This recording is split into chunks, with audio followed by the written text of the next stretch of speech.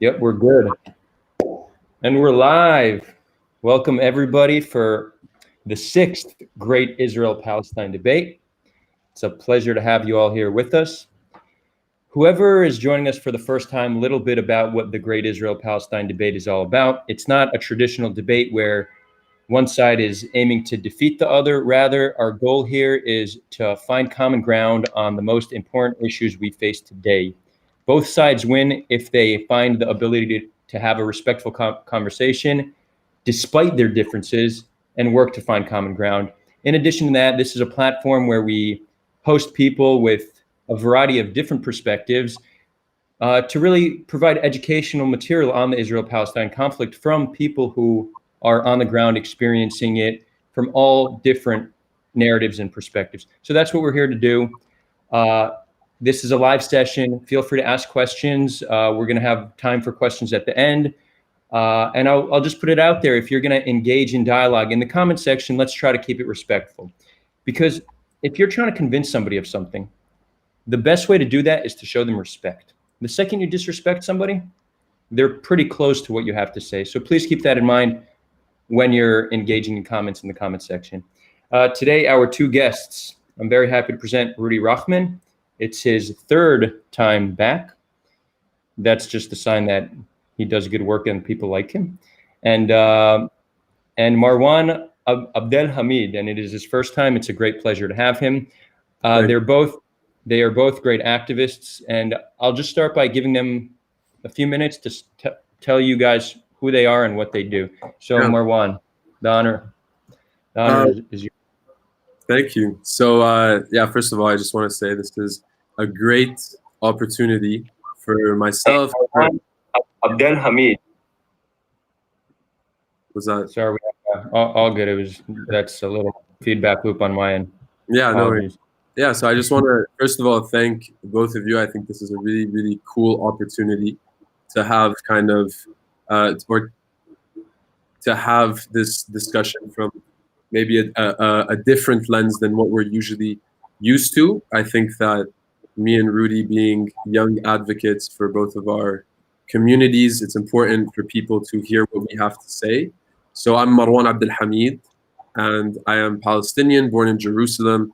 I lived in Gaza up until 2007 before having to move to Jordan. And recently, 2 years ago, I moved to the States to continue higher education. I'm currently studying global international studies. So yeah, thank you very much for having me on this program. Thanks, Marwan. Rudy, all you. Shalom, everyone. Salam. My name is Rudy Rochman. I'm a Jewish and Israel rights activist. Thank you, Adar, for hosting these discussions and these conversations. I think they do a lot more than just inspire each other that are in these conversations, but a lot more people that are interested in this topic included, and especially between Israelis and Palestinians. Thank you, Marwan, for also being so open and willing to wanting to engage and try to find some sort of common ground in order for our peoples to move forward, because we truly represent the futures of our people. And I hope that we will find some common ground today and continue with our relationship, whether it's me and you or our generation together. What I do is, like I said, I'm a Jewish and Israel rights activist. I fight against anti-Semitism, whether it's from the far right to the far left. I try to empower the next generation of Jews and allies to understand their own identity, their story, and to be able to write the next chapter of Jewish history. In Israel, where I'm based today, I work a lot on bridging gaps between different sectors of Israeli society, whether that be the far right, the far left, or just the right and the left, the religious, the secular, or even with Israelis and Palestinian. So that's a little bit about what I do, and I'm looking forward to a great conversation. Great, Rudy. Thank you. Before we move on, if anybody throughout this discussion is interested in finding out more about our guests today, you will see in the description of this video, I have left all their social media platforms. Feel free to follow them, reach out. They're happy to engage. They're always happy to talk. And if you like this content, please subscribe. I'm also always happy to engage in dialogue with people. So feel free to reach out. It's great to have you here. So Rudy, after the last debate, a lot of people in the comments said, "Why is Rudy wearing a keffiyeh?" Would you mind explaining that? Sure. So I'm not wearing a keffiyeh. I'm wearing a sudra, It's listed in Jewish history and a lot of ancient texts that we have. And even when we look at depictions of great Jewish leaders of the past, whether the Rambam, Rabbi Akiva, they're all wearing a turban around their head because this is something that Middle Easterners do and have been doing for generations. Unfortunately, the Jews living in the diaspora started to lose their Sudra, both in Europe and also in Arab countries, because we started to minimize our Sudra and we turned it into a kippah. So the kippah itself is not something Jewish. The act of covering your head is something Jewish, and the Sudra is something Jewish. But unfortunately, with time, we started to minimize that identity. And about a few years ago, I came across a photograph of my great-great-grandfather that was living in Morocco, wearing a Sudra around his head. And right away, when I first saw that, I was like, oh, that must be something that's Arab, because most of us are, conditioned to see that as purely something Arab. When I started to look into it and learn it, I realized that it's not only Arab, it's something Middle Eastern. You have Kurds with, head coverings and with kafiyas or sudras. You have, Dozim. You have all sorts of populations that cover their head in this way. And Jews also had that. So part of what I try to do in conversations and my actions is to revive elements of Jewish culture that has been lost in the diaspora, including the Sudra. So I created 3 different models with different colors. They have Magen David, and it says Am Yisrael Chai, the nation of Israel will live. And yeah, soon I'll be able to actually produce them and make it available for the public. Exciting. I actually had no idea you were producing them yourself. I'm looking forward to getting one myself. Sure. I think You'll my get one for free. amazing. My religious grandpa would be very happy when I show up with the sudra to his house. So I'm a little bit skeptical about diving into such deep and controversial waters so fast, but I think this is the conversation that people want to hear. Annexation. That's the hot topic. Israel, many think, they claim, is about to annex Area C of the West Bank. This is obviously a very controversial topic, not only between Israelis and Palestinians, but just amongst the Israeli population in general. So where do you guys stand on the issue of annexation? Rudy, I would love to hear your perspective before I dive in. For sure. So first and foremost, before even touching on this topic, I think the process that's happening right now is very unclear. Most Israelis and Palestinians and everyone that's watching doesn't really know what's happening. The government isn't really clear. The due date was supposed to be July 1st. We're already July 2nd. So no one really knows what's going on. And in my opinion, it's a bunch of political drama. And this summer is going to be a little bit heated because the relationship between the Israeli government and Palestinian Authority is not really existent right now. And things seems to be getting a little bit worse. So I don't think that any sort of real action is going to be taking place or change of status quo.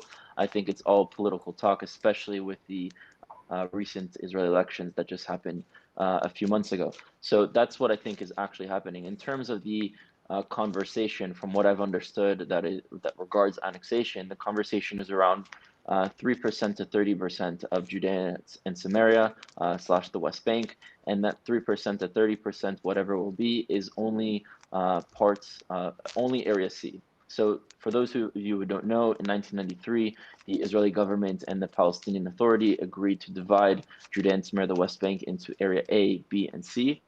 It's a division that I'm completely against, and I think Marwan would agree with that we should not divide this land. We should not create walls, not physically, not psychologically. We should not prohibit populations from being able to travel to one place or another. I should be able to go to Nablus and to live in Nablus if I want in Shechem, and Marwan should be able to travel and to live in Akko and Yaffo and other places that his family may have lived in or he'd want to move to. So this division of land is not something I would have agreed upon, but it was something that was applied by both leaderships.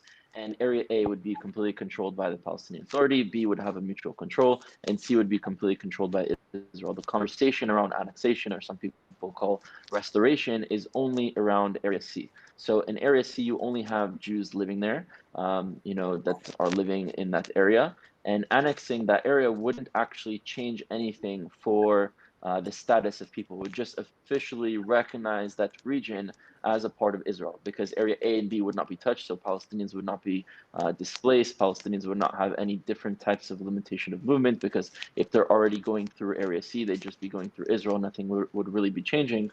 The one thing that I really condemn of this process is the way that it's being done, where there's no conversation happening right now between Israelis and Palestinians. So regardless of it being moral or immoral or right or wrong, the reality is that Palestinians do not have a voice. Palestinians are not being represented. There's a lack of trust. And to change the situation and to change the region and to make things better, it's going to have to take both players in order to move forward.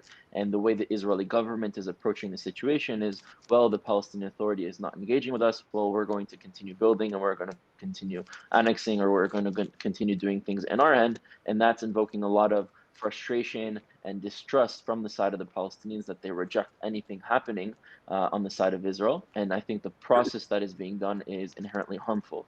And in my opinion, as an Israeli, I think the Israeli government, being that it's way more powerful, not even comparable to the Palestinian Authority, and that the Israeli people are way more empowered than the Palestinian people, it's actually our responsibility. We have a greater responsibility. Of course, Palestinians do too, and the PA does too if it's in control, to come together. But we have way more of a greater of a responsibility to actually try to transcend and change this conflict. And I don't think the approach that the Israeli government is currently doing and using is the right approach to actually solving this problem long term. And that's a big issue within, I think, the Middle East in general, but especially within Israeli politics, that things are focused on the short term rather than on the long term. Yeah, Rudy, to respond to you, I think so. We do agree that this would be or is a roadblock to peace in a sense. I think it's important, number one, to define maybe what annexation is for some people that don't know. And annexation usually is, defined as an administrative action, and in international law, it's a concept that relates to the forcible acquisition of one state's territory by another state. It's usually considered illegal under international law.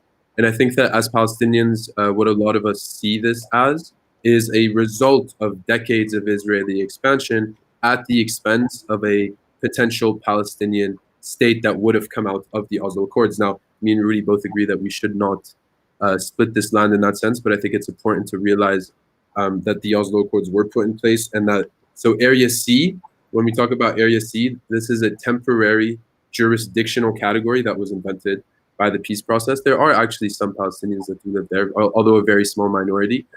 So this was supposed to eventually become part of a Palestinian state. And at the start of the peace process in 1993 until 2000, settlement activity increased from 110,000 to 185,000. So this undermined rather than facilitated the creation of a Palestinian state, because Palestinians were being driven out of where they were living. Now, I think within this peace process as well, something that me and Rudy will both agree is that the Palestinian demand for the right of return for refugees was ignored and rejected by the other side. I think it's also important to note that Palestinians are almost never granted permits to build and expand within land that was supposed to make up their own state. So areas A and B are very small, and they are also covered kind of by Area C with Israeli settlements. I think in 2019, there was around 600 house demolitions of Palestinian residents in the West Bank, which displaced around 900 people. So this policy, the way that we see it, is a policy of displacement, along with the steady expansion of settlements backed by the state. And from Palestinian perspective, it's literally expansionism at the expense of an Israeli state. Now, it's also important to note that Area C is where most of the land's natural resources are. So this is why there's kind of debate over who kind of gets this land. But it's also a result of Trump's peace plan, which I think me and Rudy also both oppose, and America's unequivocal support of Israel militarily and financially. So to kind of to end on that, for Palestinians, as non-sovereigns of our own state and non-citizens of Israel, we see this as kind of being subjected to perpetual Israeli domination in that sense. And, we see it as a roadblock to peace, and so does the PA, because they said that they're not interested in cooperating with the Israeli government anymore. So for me, yeah, I do not agree with what's going on. And I would agree with Rudy that this is also a political move on Netanyahu's part. I don't want to dive into that too much though right now. Yeah. Rudy, would you like to? Yeah, for sure. So I think for those that are watching now, or those that will watch this at a later date, it's very important to understand that both me and Marwan grew up as Israelis and Palestinians, caring only about our own narrative. But with time, we realized that both of our narratives are very much so intertwined.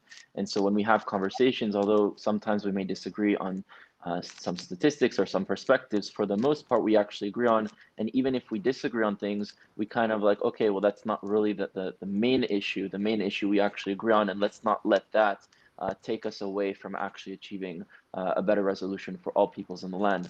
I do want to address certain things and kind of share the Israeli perspective to show the ways that we see certain things and the way that Palestinians see certain things. And for a lot of Israelis and Zionists, it's very important to hear Marwan's perspective, because regardless of how we see it, there's another population living in the land that are part of this land that are seeing it in a different way. And it's important for us both to hear each other's narratives. So in terms of annexation, Marwan is completely right.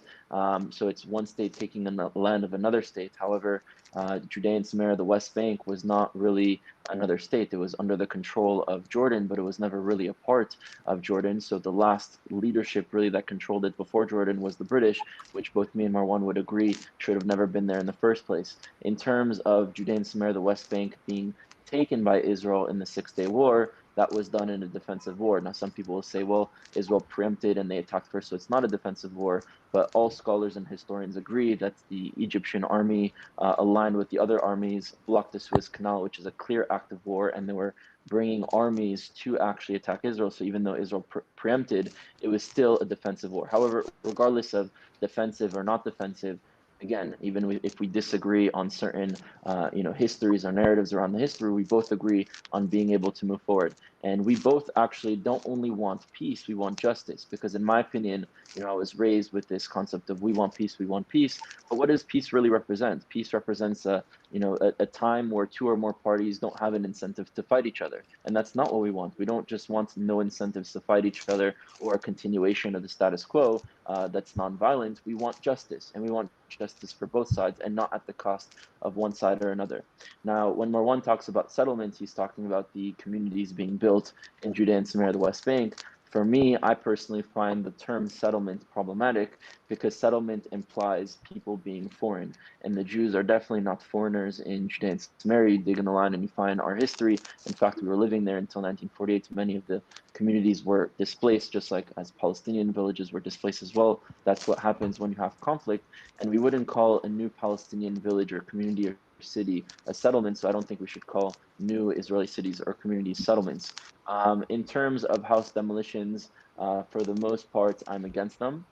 Now, there have been house demolitions that have occurred for both the Israelis and Palestinians. Let's say if something is built illegally, meaning there's no permits, they haven't acquired the land in a legal manner, things get demolished. But there's also another law of demolishing homes, which is as a collective punishment to terrorism, which on the short term, it does limit the amount of people that actually do this terrorism. But in the long term, it hurts so much more people and creates more rage and more distrust and the inability for us to actually move forward and no longer experience terrorism from either side. So I'm actually against the house demolitions for collective punishments. But the explanation that the Israeli government gives to that, which we must understand the context of why it's even put into place in order to put something else in place, is because the Palestinian Authority does have salaries for those who commit terror. And in fact, they pay more if they kill an Israeli citizen, they pay more if they kill an Israeli woman or a child. And so some people, when they're in extreme poverties,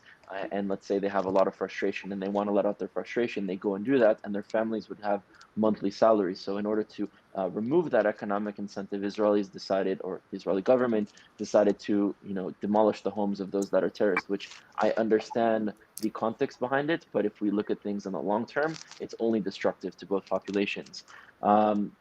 So yeah, so the situation right now with annexation, I'm against the way that things are being done in the process, but the idea of annexation and restoration, of allowing Jews to live there, is good, but it's incomplete because it should be annexing the entirety of the West Bank and giving the entirety of the populations living in Judea and Samaria, the West Bank, equal rights, equal access to movement. And that's something that me and Marwan, and I think most Palestinians and Israelis would agree on. So I think that the way things are being done right now is not correct and is, receiving a lot of distrust on the side of Palestinians, and understandably so. And so I think we need to understand what is positive and what is negative, and how can we start a conversation around creating something that's better than what is being proposed right now by both governments, and something that comes from the people who truly care about the populations. 100%. Thank you, Rudy. I would love, so I know that we're going to get into the future soon, but I think it is important to talk about what, like, the present and the past, in a sense, and, you know, shed light on some of the narratives that some people might not have been exposed to on either side. Now, Rudy, I know that you don't like to use the term occupation. Is that correct? That's correct.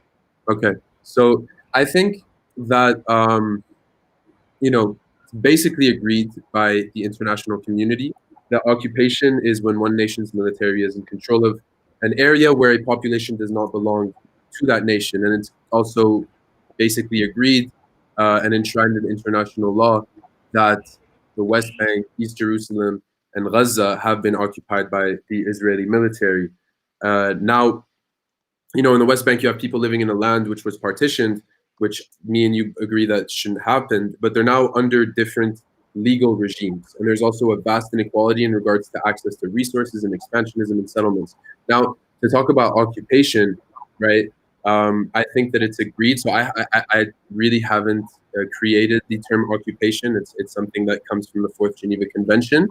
And for us Palestinians also, you know, so you talk about Palestinian settlements. We haven't been able to create Palestinian settlements, and that's because it's because of the fact of the Israeli occupation that controls our borders, and even within Israel, with the Palestinian citizens of Israel. I think it's also important to note that although the Israeli government has subsidized, because a lot of Israeli land, most Israeli land is public land, I think it's important to note, they've subsidized these settlements and the IDF protects them. But for Israeli citizens or Palestinian citizens of Israel, for example, as opposed to since 1950, as opposed to around like the 700 new settlements that have been built, only 7 have been built for Palestinian citizens of Israel. Now, the point of me saying this is not necessarily to try and demonize Rudy and say that, you know, you don't agree with the term occupation, therefore, because a lot of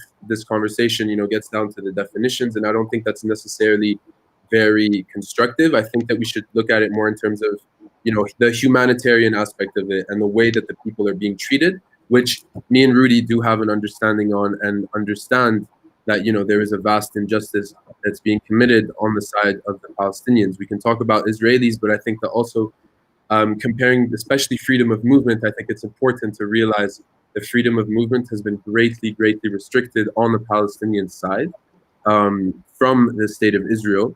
And, you know, just to talk about everyday lives, you have people that go to work every day in Israel and come back and are subject to around, in the West Bank alone, there's 700 roadblocks and around 140 checkpoints. Now, from the Israeli perspective, you know, this is for security, etc., etc. But Palestinians are constantly subject to dehumanization and are constantly subject to random searches and permits, and we can't go here and we can't do this. And I understand that, Rudy, you're probably going to say that, you know, you as an Israeli cannot go into Ramallah, for example. But you see that on the Palestinian side, and this is to go back a bit further, the occupation didn't start in '67. The occupation actually occurred as a consequence of 1948 with the Nakba. And we'll get into that. I think we can get into that a bit later, but I think it's important to realize that on our side, the injustices have been committed, and we don't feel as though we are, you know, citizens of everyone. A lot of Palestinians will tell you that they're not represented by the PA, and that the PA is actually just a subcontractor for the occupation with the Israeli government. So I think it's important to talk about these terms, but maybe, you know, you might disagree with occupation. It's pretty, you know, agreed and understood by the international community to be an occupation. You know, the UN or the US obviously vetoes any resolutions that try and condemn this as occupation. We talked about the US's support, and Rudy, I would love for you to get into the US support, because I know you have some different views about that.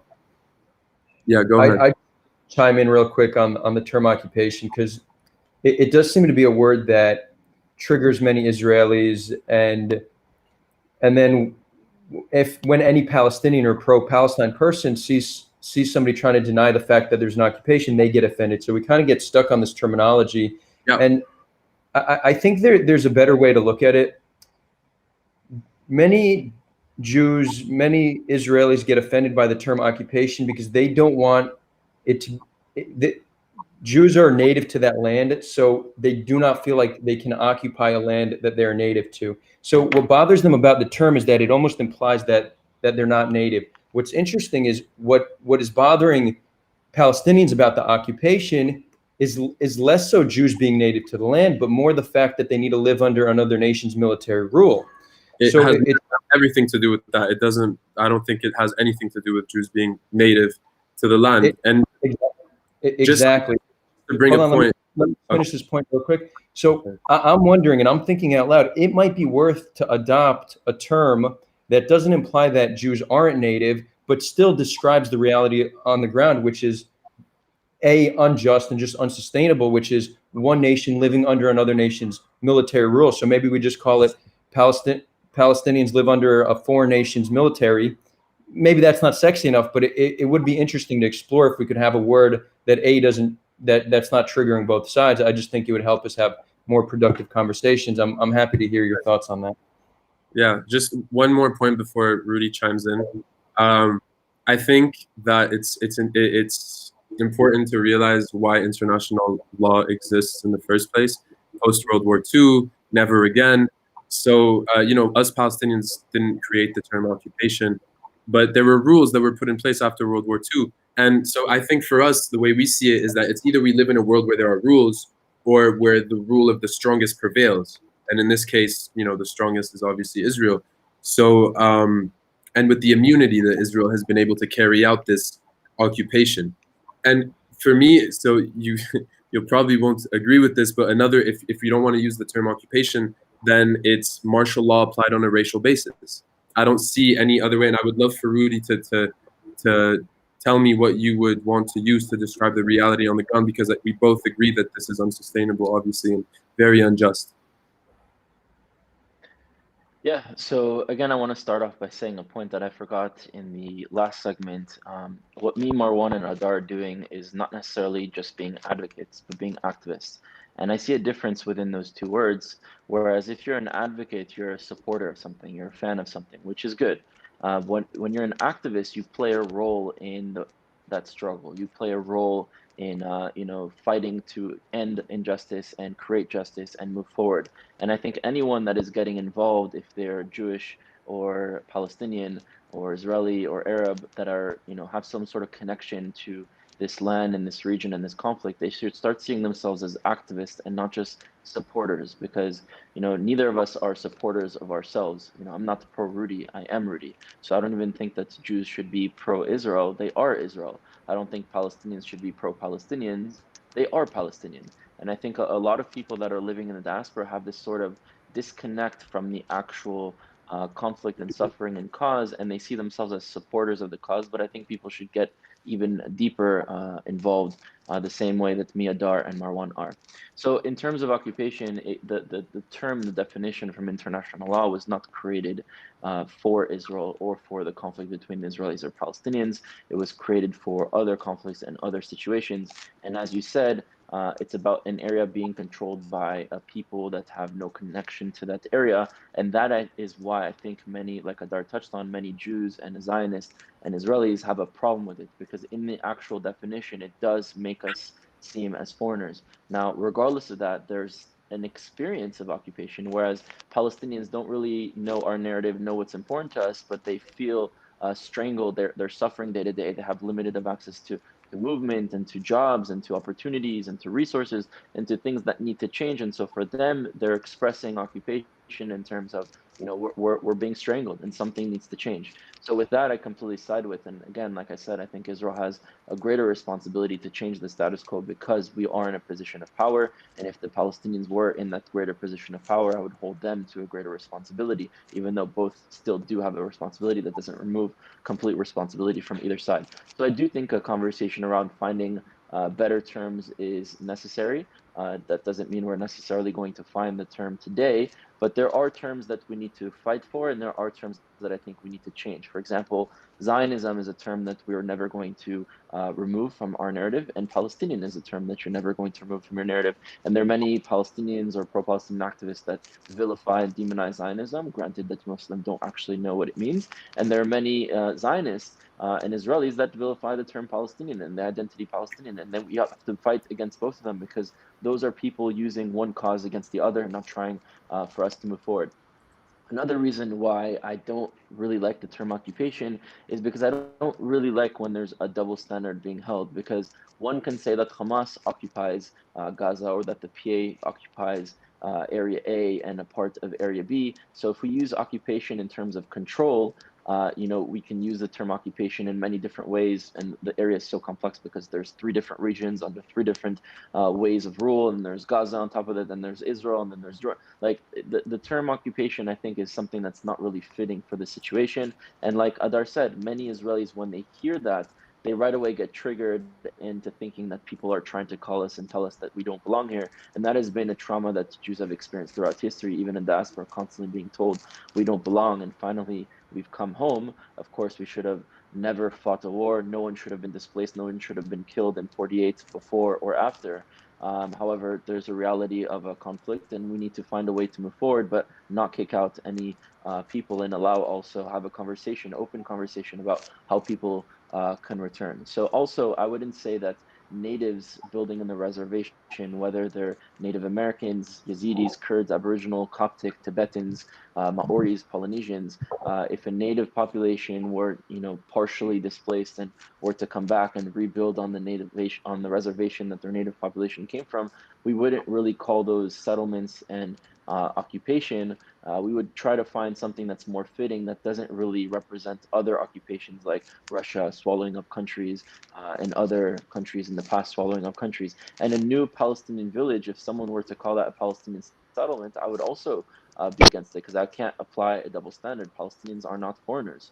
They're locals. They've been living here for at very least 1,400 years old, and they have a right to this land and should live equally in this land. And so I wouldn't call a Palestinian village or community a settlement, because for me that implies foreigners, and I don't think Palestinians are foreigners. So I would apply that same standard to Palestinians. In terms of restriction of movement, you're right. I do think that there's restriction of movement on both sides. And on one hand, Palestinians do get work permits. It's very hard, and non-work permits are even harder, where it takes months to be able to even get that, and most of them are even denied. And so I'm against the structure of limitation of movement for either population. I'm against the walls that exist. I'm against the checkpoints that exist. I understand why they were built, but again, it's short-term thinking and not long-term thinking, because regardless of them decreasing or not decreasing terrorism, the reality is it created psychological walls between our populations, whereas before these walls were erected, both of our populations actually had relations with one another. We would buy from each other's village, we would still travel, we would still meet, we'd still have friends. And now a generation or two has been raised without ever knowing an Israeli or a Palestinian. And the way that Israelis experience Palestinians, unfortunately for some, is through terrorism. And the way that Palestinians experience Israelis is through a military control that controls them and does some bad things at some times. I wouldn't generalize that all the IDF and its system itself is a system that tries to hurt Palestinians or kill Palestinians, but it's definitely not there to protect Palestinians. It's there to control Palestinians, and that in itself is something that has to change and wrong. And there are IDF soldiers that have abused of power, and I think those IDF soldiers should be condemned. And I can even share a personal experience that I had, where I was very shocked by something that happened in my time in the IDF. As a former paratrooper in the IDF, I also serve in the reserves. And a few years ago, I was serving right outside of Nablus, Shrem, next to Israeli community called Elon Moreh. And our units that were all reservists, meaning we're all adults in universities or jobs with kids, were serving on that area. And as we're serving, one of the soldiers that was on guard got stabbed by a Palestinian, once in the face, twice in the neck, and a few times in the back. He was critically wounded and eventually, fortunately, survived. However, he has a massive scar on his face that he'll have for the rest of his life. And then that individual Palestinian, which again does not represent, no population. He represents only his actions and those that support what he did. And that individual fled, went into hiding, and we had to go and try to search and find him. Now, some of the IDF soldiers were sent to the village that he was supposed to be hiding in, and we're going door by door to try to find him. And I was sent to go to the olive fields where a lot of Palestinians have olive trees to clear the area, because the radius of the crime scene had to be cleared to make sure that no one was getting involved and he wouldn't be able to hide and we'd be able to find him. So I was told to go tell the farmers that were picking the olives off of their trees to leave the area. And as I went to go tell them that, I explained to them, it's not because we want you to leave at all. We're just looking for an individual that did a terror attack, and we need to find him. And once we find him, you can come back. I just want you to know that, for me, I have a problem even being in this conflict. However, I'm not trying to dehumanize you. I'm not trying to control you. I'm just letting you know there's a crime scene here. In the same way, if you'd have something happening in a mall in any country, you'd have to clear the mall, fix what happened, and allow people to come back. And as I was telling this Palestinian that, one of the commanders came up to me and was like, "What are you doing? You don't need to explain it to them. You don't need to talk to them. Just tell them to leave." And I found that very inhumane. And I found that part of the reason why many Palestinians, even if there's something happening with a context that, they experience something bad, but they never hear the context behind it. And because of that, we kind of experience each other again as the enemies of each other's stories, and as if one side is always trying to create pain on the other, rather than figuring out that we're both experiencing pain because both of are experiencing pain. There will be no solution where either population disappears. So that's my perspective on these issues. I think for the most part, we agree. I do want to ask a question before we can go into the U.S. foreign aid to Israel, which I'm completely against.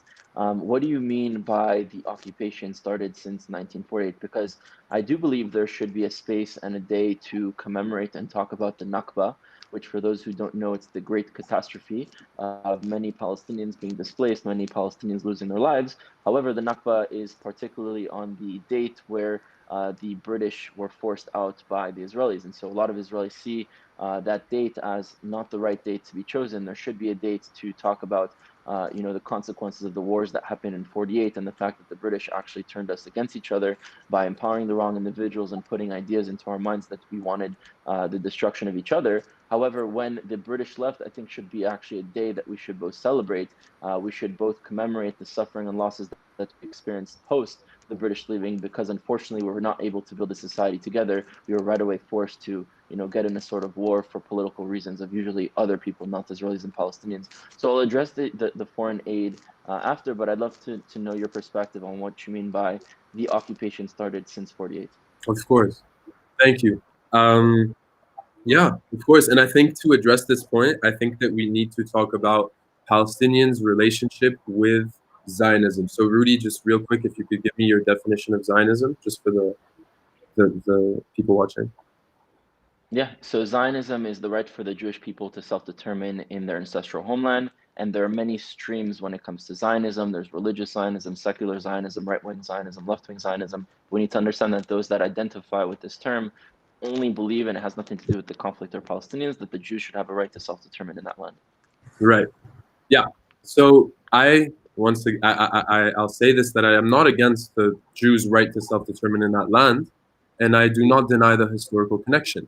I think we can agree, or maybe we won't agree, but I think that we can, just start talking about how Zionism did serve as the national movement of the nascent Israeli country, but at the same time, Zionism for us was colonial in terms of its relationship to the Arab population that was living there. And I think that it's very important to not divorce Zionism and political Zionism from the way that it affected its victims. So for us, the success of turning the land of Palestine into a Jewish state depended on the destruction of the Arab society. So when we talk about the occupation starting in 48, people even say that it started in 1917, obviously with the British. And the reason why they say that is because of the Jewish relationship to the British Empire. And I would like to address that. I think that it's important to talk about two things. To talk about, number one, Christian Zionism, So Christian Zionism is an evangelical belief that whenever the Jews return to their homeland, then the Messiah will return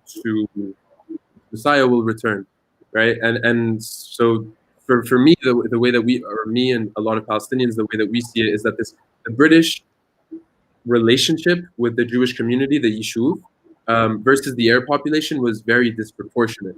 So it's important to start with, for example, Arthur Balfour. He was an anti-Semite.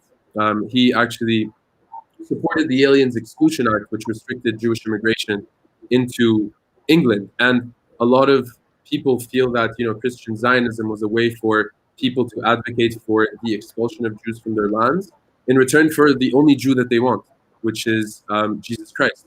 And I think that the Balfour Declaration, it's important to note that it didn't mention the Palestinians' political or national rights, and it actually referred to them as the non-Jewish communities when they made up the majority of these communities. And ever since the beginning of the Zionist project, Palestinians have not been not recognized as a national movement.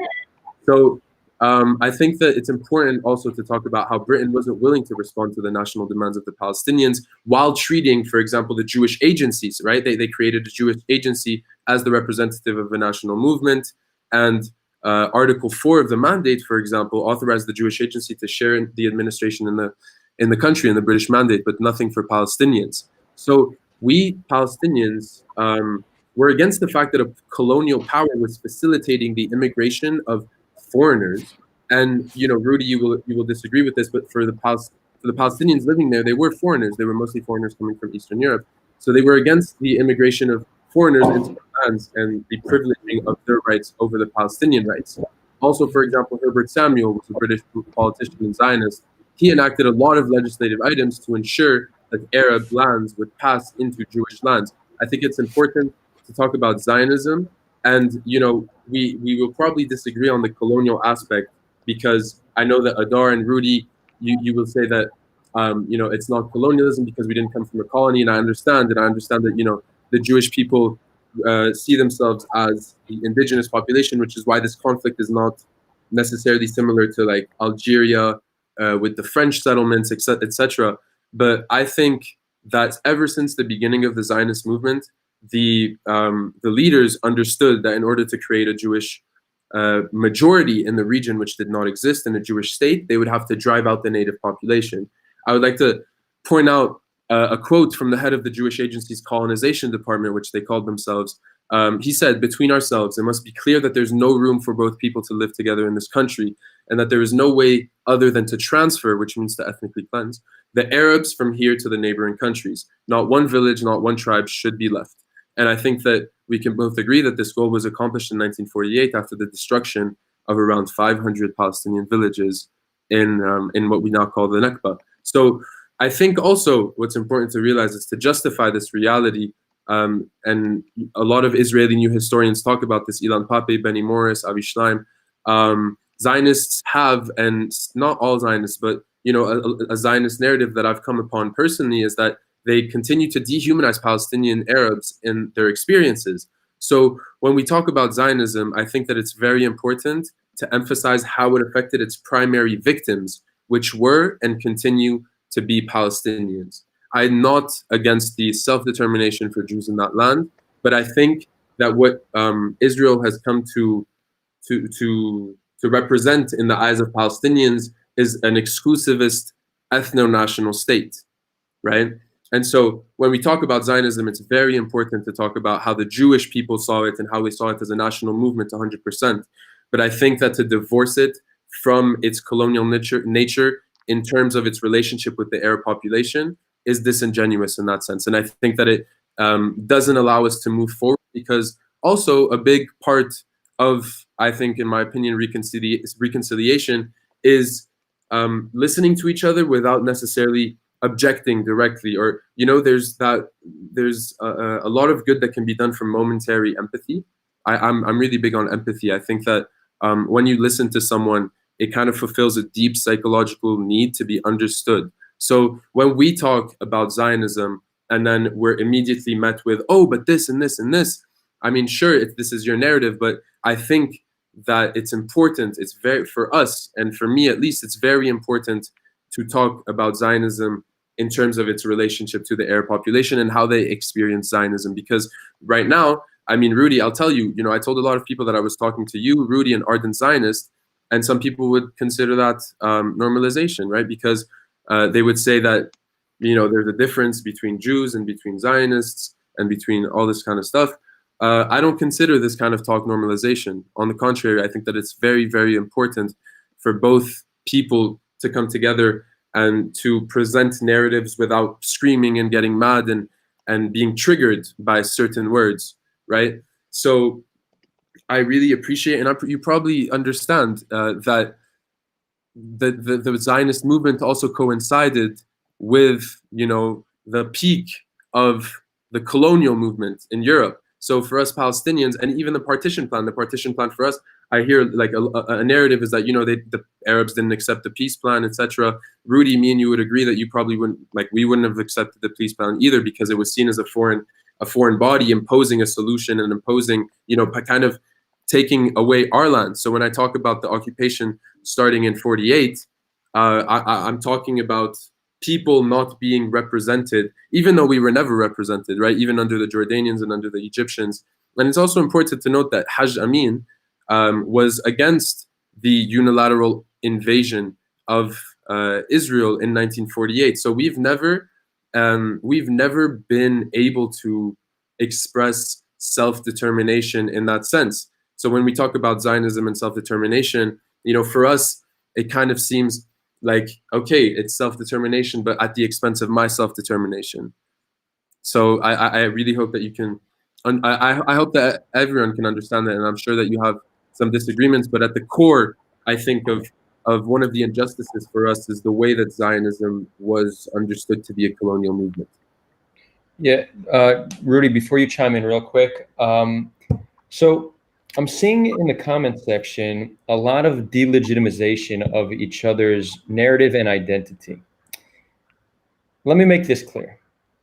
You will never convince another nation that they are not legitimate. I mean, just think about that concept. Do you really think that you can convince a nation that their identity is false? You won't. Not only will you not convince them, but that makes them feel attacked. It makes them feel like you do not acknowledge their identity.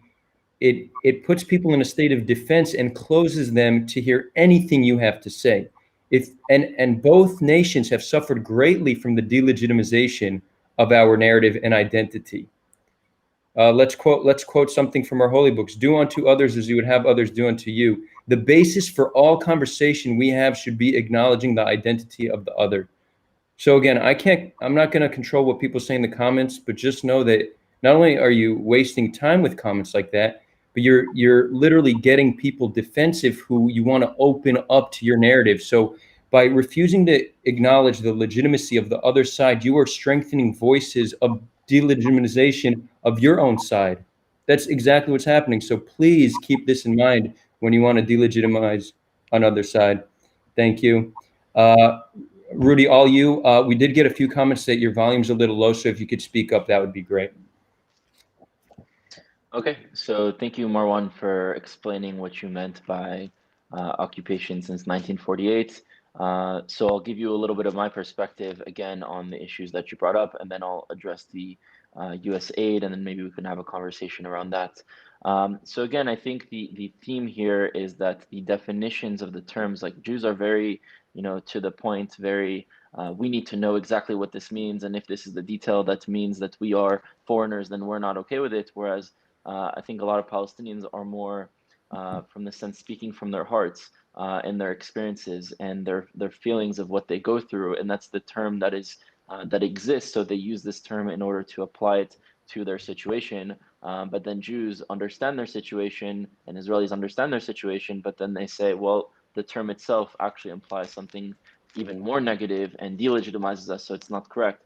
And I would actually say that Israel was created or reborn at the time of the fall of a lot of colonialism. Like in 1948, Israel wasn't the only country that was created. There was also India and Pakistan. And again, the British divided and conquered those populations and split them apart the same way they split apart the Arabs and the Jews, the Israelis and the Palestinians. But when it comes to colonialism, the reason why our narrative and our perspective on this term, it's not the right word, because colonialism in itself, in its definition, implies a foreign population from a motherland country coming and taking away land that they have no connection to, and there being a source of a motherland coming and doing that. The Jews don't come from any motherland. In fact, our motherland is that country in itself, and we're not a foreign population. So, it's very important to understand that when we're being told that this is colonization, it makes us seem as the British in America, when we are the Native Americans that returned to America. And yes, there are other populations that now live here too that we should have created something together. However, the British in that case and in this case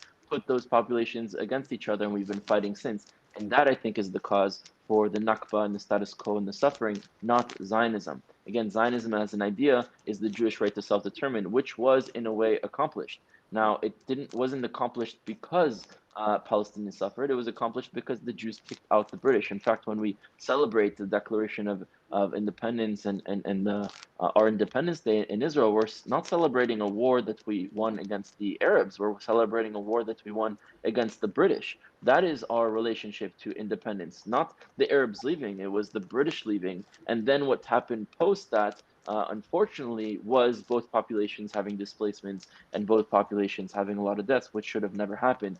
It's also important to mention that there are many Arab cities still in Israel today. If it was Israel's goal to completely displace all those Arab cities, Palestinian cities, you can say they would have done so. And 20% of Israel's population is Arab. They have full equal rights within Israel. Of course, I think every individual in the future in the region should have full equal rights within the land, which is something we both agree on. But it's very important to understand the relationship of the British when it comes to the Jewish people and the Arabs. Both the Jews and the British actually had a very similar experience where we thought the other was in accordance with the British and siding with the British, but we actually experienced the British as the enemy. In fact, the British, from our perspective, empowered individuals and put individuals into power, like the Grand Mufti of Jerusalem, who, him himself had very negative views of the Jewish people. In fact, even met with Hitler to talk about Hitler coming and ridding the Jews of the land. And there are many economic reasons as to why he did that, but also reasons for him rejecting the Jewish people. And even when it comes to the Balfour Declaration, I don't see the Balfour Declaration as valid. Because what if the Balfour Declaration said that Israel doesn't have the right to exist? Would I say that all of a sudden I don't think Israel has a right to exist? So I don't think we should be using, petitions and documents that were signed on one piece of paper of one paragraph of some, colonial officer that had no rights to be here in the first place, or even the United Nations, right? The United Nations voted on giving legitimacy to a state of Israel. What if the United Nations voted to not give the legitimacy of the state of Israel? Would I then accept it? So I don't think things should be seen through if the Balfour Declaration said something or the UN said something, because when laws are passed or things, resolutions are passed, that doesn't necessarily mean that it's moral or immoral. Once upon a time, it was the law in Germany for Jews to be killed. So does that make it moral? No. So I don't necessarily see the Balfour Declaration or UN partitions as valid sources of legitimacy. I think the legitimacy should have been found within the morals of each other's populations and built together. In terms of Christian Zionism that you touched upon, I also am very turned off by Christian Zionism, because the concept is that Jews should only live there because if Jews live there, Jesus comes back, and if Jesus comes back, then everyone that's a non-believer would be killed, and died a horrible death in Armageddon and all these things that I don't believe in. So I definitely respect someone supporting Israel, but I would want them to support it for the right reasons. The same way I would want someone to support the Palestinians, not because they hate Israelis. I would want someone to support Palestinians like I do, because they love Palestinians and they see them as human beings like anyone else. So I have a sort of rejection to Christian Zionism. For me, it's kind of, I have a negative vibe when I hear about Christian Zionism. But again, when we talk about, you said that the experience of Palestinians was that Jews were foreigners. Well, you wouldn't say that Palestinians raised or born outside of this region are foreigners. So even Jews that were born and raised outside of this region were not foreigners, especially the fact that they have a genetic tie, a cultural tie, a historical tie. And even while living in the other societies that we lived in, we were never accepted as a part of those societies. So yes, some Jews had a prolonged displacement in other lands, but we preserved our identity to come back home.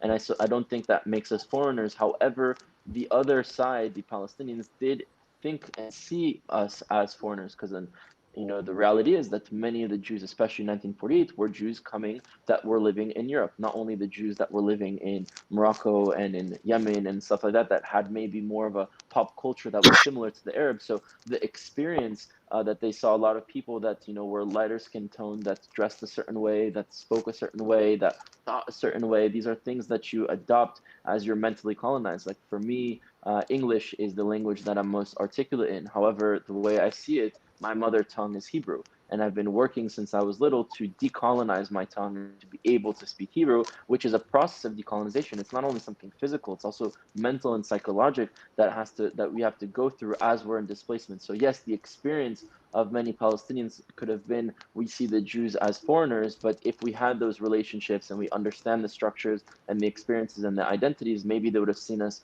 as something different. And I think when you said the goal of transferring that Arab population was accomplished in 48, it wasn't, because not all Arabs were displaced. The Arabs that were displaced, I'm completely against it. I'm against anyone being kicked off the land before, during, and after any period of time. I think we all have a right to live in this land. But I would also say that you found the source of an individual that I had never heard of what he said before, but I'm giving you the benefit of the doubt. Even if what this individual said is true, this individual does not represent all of Zionism, does not represent all the Jewish people. In the same way, we need to look at an extremist or someone that's evil or bad from the Palestinians and disassociate that from the collective group of the Palestinians, and not all blame the Palestinians for that individual. I think we need to condemn and find those individuals on the Israeli and Jewish side, which they do exist, and separate them from Zionism, because at the end of the day, all Palestinians identify as Palestinian, and that will never change. And all Israelis, or the vast majority of them, identify as Zionists, and even Jews around the world identify as Zionists, and that's not going to change. So the semantics of some words should change, but the semantics of other words need to be understood on a deeper level for us to transcend. And I think that's the theme of this conversation, that it's not normalization or anti-normalization, it's transcendence. Right, we are both realizing that this status quo, even that exists on college campuses. I went to Columbia University. You're going to SB, and in both of our campuses, there are groups that support Israel and the Palestinians, but that they never speak to each other. They never engage with each other. They're only engaging with everyone else. And even in Zionist spaces, we're taught, you don't need to speak to those that are already convinced. You need to speak to the other group of campuses. It's like, no. The solution is not going to be from speaking to, Fred from Minnesota that is going to the campus that's white and has nothing to do with our situation. The solution is going to come from Rudy and Marwan having a conversation of their families living there and how our families and our descendants can live there together. That is the real work that we should be doing on college campuses, and that I encourage both pro-Israel and pro-Palestinian groups on college campuses to do and to continue. So when it comes to the US aid, it's something that's not really popular amongst Jews, especially living in America, but it is rather popular amongst woke individuals here in Israel, that the foreign aid is actually something very negative to the region and to Israel. One, it causes Israel to be completely dependent on the US military, because the aid is not cash being put into our pockets. It's credit to buying weapons in the United States, which forces Israel to be completely dependent on US weapons. And when I'm talking about weapons, I mean tanks, not tanks, but planes, magazines, bullets, guns, even my boots. I was one of the first drafts within the IDF units to receive US boots instead of Israeli boots, which those Israeli companies were put out of business because of this deal. And it forces Israel to be dependent on the US, and the US then gets to impose policies. And in reality, the US kind of does this around many regions. They align themselves with the strongest power in the region. Somehow there's some conflicts that happen within the region. We're not going to blame anyone. And then they sell weapons to both sides, and it's sort of very profitable for the United States to be in this position. And it prevents a lot of things. Also, what comes along with receiving this aid is Israel cannot sell or buy weapons from other countries without the approval of the US. And Israel actually has to sell through proxy of the US weapons to countries that are committing human rights violations. right? And that's something that Israel is doing that we need to condemn as Israeli citizens, that Israel is actually selling weapons to people, to countries that are committing tragedies and horrors with those weapons. And that's because the US actually forces us to do so. So removing this aid would actually allow the US not to be involved or implicated with this region. I mean, the idea that the US would impose or suggest a plan for Israelis and Palestinians to come together and to create justice and peace when they're profiting from this conflict and profiting from us suffering, I think is appalling and humiliating and disrespectful for both Israelis and Palestinians. And that's a greater conversation that should be had. I'm not against the United States. I'm not against the idea of aid. I'm not against the idea of alliances. I'm not against the idea of helping one another. I'm against the U.S. foreign aid and the way it's structured because it's not helping the region in the long term. It's hurting the region in the long term. It's forcing Israel to be completely dependent, which, as you know, someone that I'm a proud Israeli, part of this land, part of this culture, part of this region, we should be completely autonomous and self-sustaining ourselves. And even if we need to buy something from the U.S., let's say the U.S. had the best planes on the market, we should have the market open to us. We should have a choice, and we should diversify if we need to buy, not only buy and be forced to buy from one source, which again, the US can fall tomorrow. The US can have a president that is both anti-Israel and Palestinian tomorrow. What will happen then when Israel is completely dependent on the United States? So I don't want Israel to be completely dependent on the United States. And further, the US only created this aid post-Israel already being way on its feet and successful and strong in itself. So it's not as if we needed the US's help to survive. And you know, a lot of people think, oh well, Israel has nuclear weapons. The United States, no, the U.S. did not give Israel the nuclear weapons. It was actually France. So this is a greater conversation that I think we need to start having as we are the new generation going into in the future positions of leaderships and positions of power to try to change the region and the situation for both of us. Great. I'd like to move on to a slightly different topic. Marwan, would you like to respond, or can we move on? No, I would love to move on. I really want to talk about the future. I just want to reiterate that I think it's super important to realize. So when we talk about, you know, the Palestinians' relationship to Zionism, this is something that's also very, very entrenched in us. And the fact that it's very hard for us to disassociate the Zionist movement, which many of us see as, you know, being kicked out of our homes. And one of the biggest injustices when we talk about, you know, solving the injustices on both sides, I think one of the biggest injustices that have been done to Palestinian and, you know, obviously with the Israelis or the Jews that had to leave their homes in order to come to Israel is the fact that for us as Palestinians, for example, there is no right of return and there has never been a right of return.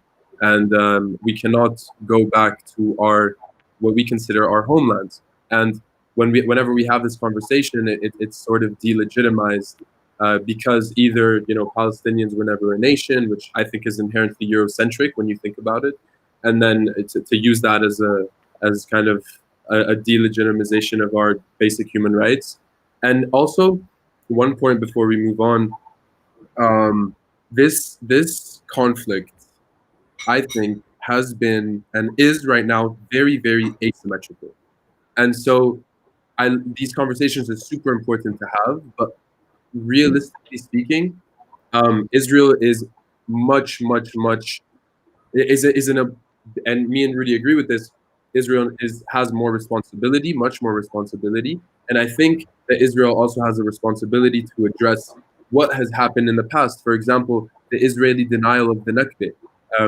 Rudy doesn't deny it, but, you know, there's national archives that have been, you know, kept in secrecy about Deir Yassin, about many massacres that happened in 48.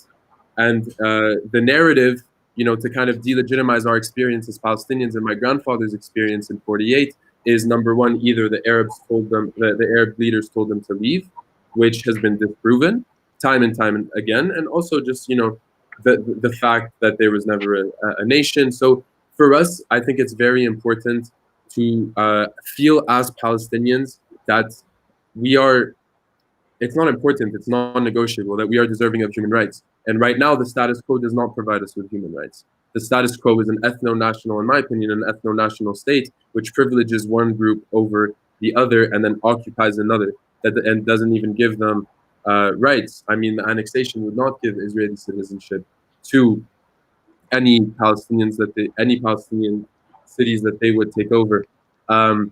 But no, Rudy, just one thing. I think it's very, very important to be able, as you said, to transcend, but not transcend in the sense that, we just pretend like it's all good and that, uh, as you said yesterday, we're the referees. No, I'm clearly a Palestinian and I care for the Palestinians. You are an Israeli and you care for the Israelis. But to be able to come and to talk about the future as, these young people who have a personal stake in the matter, because, for example, I'll give you, like, when I talk to people in the diaspora, some of them will tell me that the only way forward, the only solution is, to kick out the colonizers. And, violent resistance has proven not to work. I do not condone any sort of, to be honest, any sort of violence that's perpetrated against civilians. I'm very, very against that. But I think it's very, very important for us to be able to have these conversations, which is why I want to talk about the future, because I think that once we start talking about the future, and I've learned this recently from talking to Palestinians, and I would love to start talking to more Israelis, and I will start talking to Israelis, is that we kind of agree on a lot of things, and if we don't, I think that talking about living together, when you put it a certain way, sure, it might seem like a demographic threat for Israelis. A lot of Israelis see me as either a security threat or a demographic threat. But once you start to humanize the other side and understand that, we are human beings at the end of the day. And I really liked your point about, kind of trying to disassociate, especially with Palestinians, there's this racist narrative, especially in America, that we're barbaric and we're not able to even self-determine, and we don't deserve to be able to self-determine because, either we've rejected the past deals or we're all suicide bombers, etc., etc. So I do think that it's very important to humanize. And something, when I was talking with Saif Abdin, who you were debating with the other time, he brought up the fact that, me and him both agree that being Palestinian for us is a political statement. When you tell someone that you're Palestinian, Saif had this experience where he told someone he's Palestinian, and someone was like, "Oh, that's controversial." And I feel like a lot of Israelis also kind of have that same narrative. So Adar, to go back to, in the comments, delegitimizing, it does nothing. It literally just puts a wall between us, and you're way less likely to be able to engage and to try and actually open up your mind to have that sort of, to have these kinds of talks and to think of a future that can, have, where we can all have justice and we can all live in dignity. Because the Palestinians, us, I think this is one of the main injustices, is that we don't live in dignity. We feel, and this is an occupation for us, and we are not being represented neither by the Palestinians or by the Israelis. So it's a very, very big injustice on our part. But yeah, Adar, let's talk about. Did you want to talk about the future? I'm assuming. Yeah. Just to strengthen your point about conversations, I mean, that's really why we're doing this. And there's really two options. It's either we have conversations and compromise on certain things, or we solve our problems through force. And throughout history, we generally, tended to go with force, often because we couldn't speak the same language as our enemies. We didn't have the necessary cognitive tools to have good conversations. And that's why our history is so riddled with violence, because we did not have the capacity for conversation. Today we do, and that's why it's essential that we have these conversations, because the alternative is so much worse. So, Marwan, I agree, and I just want to reinforce that point. That is why we do what we do, because conversation is the best option we have right now. So we're going to continue to push that. We're going to continue to build consensus. Yeah. Let's talk about the future. So it seems there's many areas that you both agree on. I'm not sure that you would agree on what the end solution would be for this land. I believe Rudy would like the entire land to remain Israel, with Palestinians having full rights under the law, but it would still be a nation that remains its Jewish character. Marwan, I'm guessing that you would not want to live in Israel. Rather, you would want Palestine to be its own nation. So before we get into that, I've seen that, Rudy, in your videos, you talk about, you bring up this kind of metaphor to describe the process in which we get to a potential solution, which involves doing exactly what we're doing. And you kind of say that this is sort of like a painting where you have first you have to pick your brushes and your canvas. And I really like that metaphor. I think that it's super important, because to impose a solution when we haven't even agreed on certain terms or is not necessarily the right way forward. I have my own visions for the future, and I will be sharing them. But I do have some questions for Rudy, just from understanding his kind of perspective. I think that it's important to talk about. So, Rudy, you talk about, we need to understand what are the sufferings that are happening and what are the national aspirations of both sides. So, I would like to ask you, what are the sufferings on the Israeli side that you would like to see kind of justice being brought to, and then what are the aspirations? Sure. So when it comes to Israelis, there's probably not one or very few Israelis that haven't experienced terrorism or know someone very personally that was killed from terrorism. So obviously, we'd love to live in a reality where we're not being killed for our own identity of living in our land. We'd love not to be constantly demonized and delegitimized, not only by Palestinians, but also by the rest of the world because they claim to be standing in solidarity with Palestinians. We'd love to have full access on our land. The fact that Jews can't go into places like Nablus, which to us is Shem, where you have the tomb of Joseph, or if they're able to go to, it's once in a very long while with heavily security like guarded them. We should be able to have equal access, and that access is not only limited to Palestinians, it's also limited to Jews. The security situation, the threats of the international community constantly hurting us, wars every few years. I don't want my kids to fight in wars and to risk their lives. I definitely want them to give their lives for a cause that is worthy of giving and protect their country, but we shouldn't have a war. And this issue is not only an issue about the Israelis and Palestinians, it goes further than that. It's also Israelis, the Middle East as a region, and what role Israel can play in the Middle East. I do want to just correct something that Adar said of me. When I say that I want it to be Israel and a Jewish state, what I mean by that is that the state should be Jewish enough for the Jews and Palestinian enough for the Palestinians. So when I say a Jewish state, it doesn't mean it removes its Palestinian nature or what Palestinians want to see in that state. To the contrary, I think they don't contradict one another. In fact, something that was very interesting that I learned recently is, and this just can be an idea or a conversation around it, is I met someone that created the national anthem of Israel, the Tikva, but wrote Arab words for the Palestinian narrative of them achieving a reality where they can live in the land and be free and so on. And it actually sounds so similar that you can sing it simultaneously. So imagine if we can keep the Tikva, but obviously the Tikva is too Jewish for Palestinians. But what if we were able to create a national anthem for Palestinians that would be Palestinian enough for them and Jewish enough for them, and we can still keep both of those things? And I think that's the general conversation of how do we still fulfill our aspirations without giving up on the injustices, and vice versa, and the injustices without giving up on the aspirations. Because most people that are in this peace industry, right, that are organizations and stuff that are profiting from really this conflict and claiming to try to push for peace, are usually talking about another side suffering, but totally giving up on the aspirations and even the sufferings of the other side. And it's happening on both sides. So for me, I definitely stand and see the suffering of Palestinians, which I think is our responsibility to change.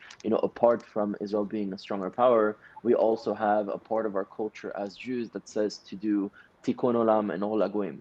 And what that means in Hebrew is to fix the world and to be a light upon other nations. And how do we have this goal and this mission statement as a Jewish people to fix the world and to be a light upon other nations when we can't even be a light on our own cousins in our own home? Right, that's the conversation that we need to have right now. How do we change the situation on the land? And it's unbearable to let it keep happening. So those are a bit of the sufferings, and I do know the sufferings of Palestinians, but I do want you to express them and to share them from your own words and from your own narrative for the viewers to understand if they've never been exposed to Palestinian suffering and injustices. Yeah, 100%. Thank you. Yeah, so injustices do need to be addressed. But I think that it's important to realize that suffering is not a zero-sum game. And this is something that many people do see it as a sort of zero-sum game. So there's, in my opinion, and I've been reading, there's a term called competitive victimhood, right? Where basically both sides feel the need to compete over the suffering, because suffering as a victim is much easier than, you know, seeing yourself as an oppressor. It's very hard for yourself. I've realized to just see yourself as an oppressor. It doesn't really make sense why you would in the first place, especially if you're an individual that hasn't had anything to do with this. Like, you know, someone that's born in Israel and has just been chilling hasn't necessarily, like himself or herself, they haven't really done much to be considered an oppressor, but still in the eyes of the Palestinians, this is the oppressor, this is the epitome of the oppression. So the psychological experience of victimhood is far easier. But I think, and I would like to bring to light a new term, which is inclusive victimhood. I think inclusive victimhood allows both sides in a conflict to see themselves as its victims, and sort of reduce the competition over the title of victim. Because I know that on the Israeli side, whether us Palestinians like to admit it or not, there has been a lot of suffering. And I think it's super important as well for some Israelis to understand that us as Palestinians, to be Palestinian is to be in constant pain. It's like, to be Palestinian is to realize that in some parts there is no future. I mean, I'm not part of that, but there's some people that have been living in refugee camps ever since 1948, and their only aspiration is to go back to their homeland. And they've been waiting, and that has never been fulfilled for them. So I think our suffering as well. Is Rudy still on the phone? Okay. Yeah, we lost him for a minute, but he's here. Can you hear? Rudy, we don't hear you, but you are back. At least that. I could see you. Okay. Can you hear me? Yes. Amazing. Yeah, I don't know why it kicked me out and I just got back, but no worries. So I was some people are trying to pull us against each other. But we will proceed. I don't know what the last thing you heard was. Did you hear me talk about inclusive victimhood? The second you started the answer, it cut me off. Sure, I'll just go back a bit. So, you know, I think that competitive victimhood is something that's very entrenched in this conflict. Whether us Palestinians like to admit it or Israelis like to admit it, we see ourselves as the victims. And, you know, on my end in the Palestinian narrative, there's no way that, you know, this oppressive force that came and kicked us out of our homes can be considered the victim. That just, for us, it doesn't make sense. But we have to realize, and I think we have to rethink the narratives in terms of, okay, there's 6-7 million people that are living here that are Israeli. They're not going to leave. And for Israelis, it's important also to realize that there's Palestinians that have been living there, and they need to stay, and they need to stay and live as equal citizens in dignity. And that's one of the most important injustices, I think, is the fact that Palestinians have never been afforded the right to self-determination. We've never felt dignified as Palestinians. And I was saying, to be Palestinian is to be in constant pain. To be Palestinian is to reminisce on a past that, you know, in reality we were always oppressed. And we continue to be oppressed to this day. And our oppression continues to be delegitimized, and we continue to be dehumanized. And so I was talking about inclusive victimhood, which is basically a term that I came upon, which allows both sides in a conflict to see themselves as its victims and sort of reduces competition over that title. And I think that if both sides recognize the possibility that the feeling of victimhood is not a zero-sum game, then the chances of reconciliation increase. I've also, as a Palestinian, I've come across a lot of fellow Palestinians that'll just outright just not even acknowledge Jewish suffering, because they say, oh, they came into our land, huh? So it's resistance. You know what I mean? And they even in terms of why did they come here in the first place, European anti-Semitism, that's not a conversation that's being had amongst the Palestinians. But I do think also it's important to realize that there is an asymmetric relationship. So for me, it just makes sense why people living in Palestine that don't have equal rights, it's hard for them to empathize with the so-called oppressors. But I think, and this is very important to talk about, when we succeed in being momentarily empathetic, which is what me and you have been doing, I think, and without going on the defensive necessarily, and without explaining and objecting and just listening, it has a very positive effect on the other side. I think that the willingness to listen fulfills a sort of psychological need on the other side, and it makes it possible to go on from there, especially as a Palestinian. I am tired of trying to prove that I'm deserving of, that my people deserving of human rights. This is something that shouldn't be up for negotiation. And I find myself a lot of the times when I talk, there's these counterpoints and the politics and events, and obviously it's important to talk about, but I shouldn't be justifying why my people deserve equal rights. I think that that's something that's absurd. And so when an Israeli, like you guys are doing, is willing to listen to our stories and understand that, the right of return for us is something that is so important, then it really helps. I think it helps in the reconciliation process. And when we understand, as you say, Rudy, that we're not necessarily the antagonists to each other's stories, and in the future, we need to, right, as activists and as people that have a stake in the matter, we need to start transcending the conflict and talking about how do we solve these injustices without only talking about one set of injustices, no, as a whole, and to paint a greater picture together. I think that that's imperative to finding a solution. Now, in terms of a solution, what it actually looks like on the ground, I think that me and Rudy agree that there should be freedom of movement. That's number one. I should be able to go to my grandfather's homeland. My grandfather should be able to go to Safad. Safad is in Israel now, and the two-state solution would not allow to do that. I think that we do have a lot of similarities in terms of how we think about the future. We just have never even talked about the future. I was talking with this Israeli girl a week ago, and she told me we're taught that this conflict does not have a solution. And for Israelis, I don't think there's as much that sense of urgency because you've won basically. And I understand that there's a lot of injustices, but the fact is that there is no more, in a sense, and correct me if I'm wrong, but there isn't that sense of existential threat anymore, right? Like Israel is a state that is supported by the United States. It's a nuclear state. And so there's not necessarily the existential threat anymore of all the Arab armies invading, et cetera, et cetera. So I think that, injustices in that sense need to be addressed on both sides. But really, really also the Israeli denial of the Nakba. I think just as it's just as important as realizing as Palestinians why Jews have this native connection to the land. I really, really think that there needs to be a deep historical rethinking of the events of the past and how they shape the future in order to be able to feel fulfilled in our aspirations for the future. Marwan, thank you for that. So are you looking at like a one-state solution? Yeah, so okay, I'll get into that. I definitely am looking at a one-state solution.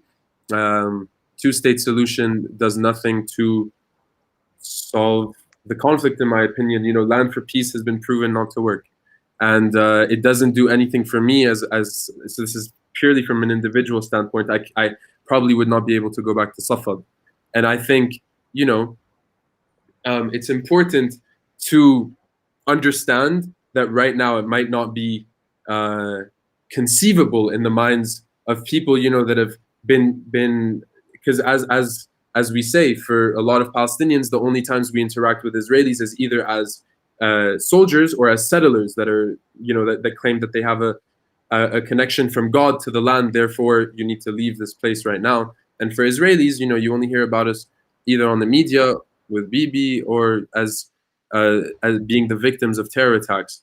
And so talking and understanding and putting these kinds of talks out there, I think, brings us closer to a situation where we can envision a sort of unified national movement. Now, I want to talk kind of about the specifics in terms of what this one-state solution would look like. And Rudy, I would love your input on this kind of stuff, obviously, because that's what we're here for. Number one, I really think that we need to rethink Palestinian nationalism and not solely be based on this dream of an Arab homeland in Palestine. And the same way that I think Zionism, in the sense that we experience it as an exclusivist ideology, there needs to be a rethinking of the ways that Zionism kind of interacts with people that are not Jews, right? We need to create a reality where we live in this land and all consider it home, where it's an Arab and Jewish homeland. And I think what's very important as well is a legal scheme that would be enshrined in a constitution that would address both Israeli and Palestinian fears. And I think that it's and I don't necessarily have these these laws, etc., but they would need to continue to exist regardless of demographic shifts, because right now, unfortunately, I sort of see the conflict as a demographic one. So these laws and the constitution will have to protect my rights as a minority, but also protect yours if you were to become a minority. And we need to have institutions and laws that don't make Palestinians or Israelis scared of new immigrants. I think that when you look at people that say no way, the right of return, no way, for me, it shows me that it's not really about a democracy. It's more about Jewish supremacy within that state. And I know you might not agree with it, but I'm showing you the perspective of a Palestinian that's looking at Israel from the outside in terms of this sort of ethno-national state that doesn't really put, for example, and I know that they're equal by law, but in practice, Palestinian citizens of Israel are disenfranchised. So there needs to be a deep rethinking of what it means to be Zionist, I think, in my opinion, and what it means to be Palestinian. And a very important point in my case is that there needs to be a separation of church and state, 100%, because there's different religions that exist within this context, and for a modern state to say that no, my religion, I don't think that works. And maybe we could have a constitutional court where there's two judges that are Jewish, two judges that are Palestinian, and that you might be able to. Then there's 5 judges on this constitutional court that the idea, like everything would need to be run by, and then it would have to be approved by 4 of the 5. But for us Palestinians, I think in this potential land, the law of return, which is applied exclusively right now to Israelis or Jews in the diaspora, where any Jew can become a citizen of Israel very, very quickly. I think that there needs to be a similar law of return for Palestinians, because for us, really, I'm telling you that the refugee crisis that started in 1948 is one of the biggest injustices for us, right? There's generations of Palestinians that have grown up in Jordan, in Lebanon, in Syria, that don't have a state and are disenfranchised within these countries. And they live in refugee camps. They've been living in refugee camps since 1948. And for example, in Jordan, people from Gaza can't be lawyers. They can't be doctors. And so not just the law of return, also acknowledgement of, I mean, for example, you look at South Africa, South Africa acknowledges its past. They do. And I think that the same thing would need to be done in this new state in order for both sets of people to feel dignified, in a sense. And we really need to start dreaming about a post-conflict world. Obviously right now it might not seem possible, but without thinking of what comes after the conflict, we can never get there, in my opinion. So yeah. Great. Rudy, all you. What are your thoughts? Yeah, so there's plenty to touch on this. And again, I think Palestinians are very lucky to have you as a rising individual and young leader. And I hope you do a lot more great work for your people and help us come together, because this is necessary. And I just wish there were more of us on both sides. So to give the analogy that you referenced, that I gave just for the viewers to hear if they hadn't heard it, the way I approach a solution is we shouldn't, if we're painters, right? And first thing we need to do is to pick a canvas, what's the texture, what's the size, and then the paint brushes, and then the paint itself. Come up with an idea, start to paint, you mess up, you fix it, and then when you're done, you take a step back and you pick the frame of the painting. Now, a frame can be thick, can be thin, can be metallic, can be wooden, but you pick the frame to fit the painting that you actually made. And to talk about a solution now, although we should talk about ideas and theories, but it's really, if we look at it from a perspective where we need to pick a solution and go with it, that's kind of like we're picking a frame before we're even painting the painting, and the artists are the Israelis and Palestinians. So until the artists come together, talk about how do we build, how do we fix, how do we transcend, how do we move forward, how do we accomplish, and start doing so, which is a process, and it will have its obstacles. It's not just we come together and it'll be done. We have to actually work to get there. then we'll eventually get there. And to try to impose a solution is definitely not the perspective to look at it. The way I see it is, both sides live in sort of two separate movies. In our movie, we are the protagonist, Palestinians are the antagonist, at least not in mine, but for most Zionists. And in the movies of most Palestinians, the Zionists are the antagonists and Palestinians are protagonists. But we need to create a more holistic movie, a movie that includes both of us as the protagonist and sees the conflict and those profiting from this conflict, which is neither of us because both of us are suffering from it, as the antagonist. And so we need to see ourselves as the victim to the conflict and the oppressor being the conflict. And yes, I experience pain from Palestinians and Palestinians experience pain from Israelis, but it's not because we inherently wanted to cause that pain. It's because we were trapped and already born into this conflict that caused us to, be enemies. When it comes, you said a thing that to be Palestinian is to be in constant pain. For a long time, and still in some communities today, it used to be that to be a Jew meant to constantly be in pain because of persecution and anti Semitism. And I think something that we can actually help Palestinians deal with the trauma, the same way a lot of Jews and still Jews have to deal with their trauma, but Jews have been able to transcend that, is to make a new narrative where you don't have to be the Jew that's constantly persecuted, exterminated, putting your head down, and just accepting the reality that exists, but being strong and proud and no longer humiliated and taking things into your own hand and being productive and moving forward. And that is the image that I'd want for Palestinians in the future, along with Jews. And I think we could actually help each other be able to achieve that. When it comes to Jews coming back into the land, it's not only because of anti-Semitism. Of course, the fact that what happened in the Holocaust and anti-Semitism definitely played a trigger in making a lot of Jews decide to leave now. But for Jews, we wanted to come back home since we were displaced by the Romans, right? We don't blame the Palestinians for our displacement or the destruction of our civilization. That was actually something that was very European, being the Romans, which were the rulers of Europe at the time. And that's why we want to come back home to revive our civilization. So even within Judaism, which I actually don't see as a religion, because the definition of a religion is a belief system in a God, deity, book, or prophet. So if you don't believe in Jesus, you're not a Christian. If you don't believe in the teachings of Buddha, you're not a Buddhist. And if you accept Jesus, you're a Christian. If you accept Muhammad, you're a Muslim. If you accept all the deities, gods, or prophets of a religion, you're a part of a religion. So it's basically a belief system that crosses over borders. Judaism is really a portable suitcase of a native people's identity where we are physical people that crossed over those borders. And even if you don't believe in Hashem and the Torah, you're still a Jew. And even if you believe in Hashem and the Torah, that doesn't make you a Jew. You actually have to go through years of a process to adopt an identity, a history, a culture, a value system, and then be accepted by a group of elders, which actually Native Americans have a very similar process into one becoming Native American, part with their nation, with their collective that has a special connection with the land. So when I see, when we hear about Israel being a Jewish state, first of all, I don't know if you know, but in the Declaration of Independence, it states that this should be a Jewish country, but a country equal for all its citizens, including those that aren't Jewish. So when it says a Jewish state, it doesn't mean a state only for Jews. It means a Tibetan civilization being revived for the Tibetans. But those that moved into Tibet since should be an equal part of Tibet. So that's the same thing when we mean a Jewish state. It should be the Jewish civilization revived, but a space and an equal part, those that have been living here before the rebirth of our civilization, to be a part of that civilization and to feel that this is their civilization. Because I think the Palestinians would not be against the IDF if the IDF was protecting them and not controlling them. The reason they're against the IDF, and it's understandable, is because their experience with the IDF is either negative or just controlling and not positive in any single way.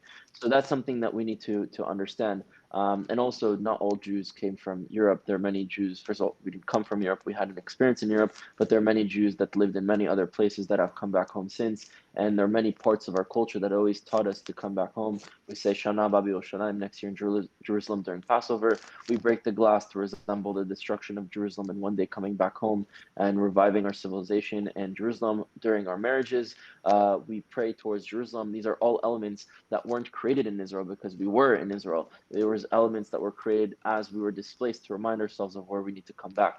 I think that a biblical story, although I never use the Torah or the Bible as a source of information, but we can see a metaphor within the Torah that actually can maybe help us see things in a different way.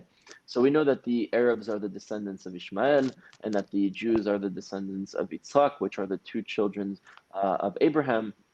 And Ishmael and Yitzhak actually really don't like each other their entire lives, and they fight wars against each other, and they're in conflict. But eventually, at the end of Abraham's life, Ishmael and Yitzhak come together to bury their father in Hebron and actually make peace with each other. So even in the archetype stories and the metaphors of the ancient fathers of our peoples, we actually are able to come together. However, in this story, it's the death of Abraham.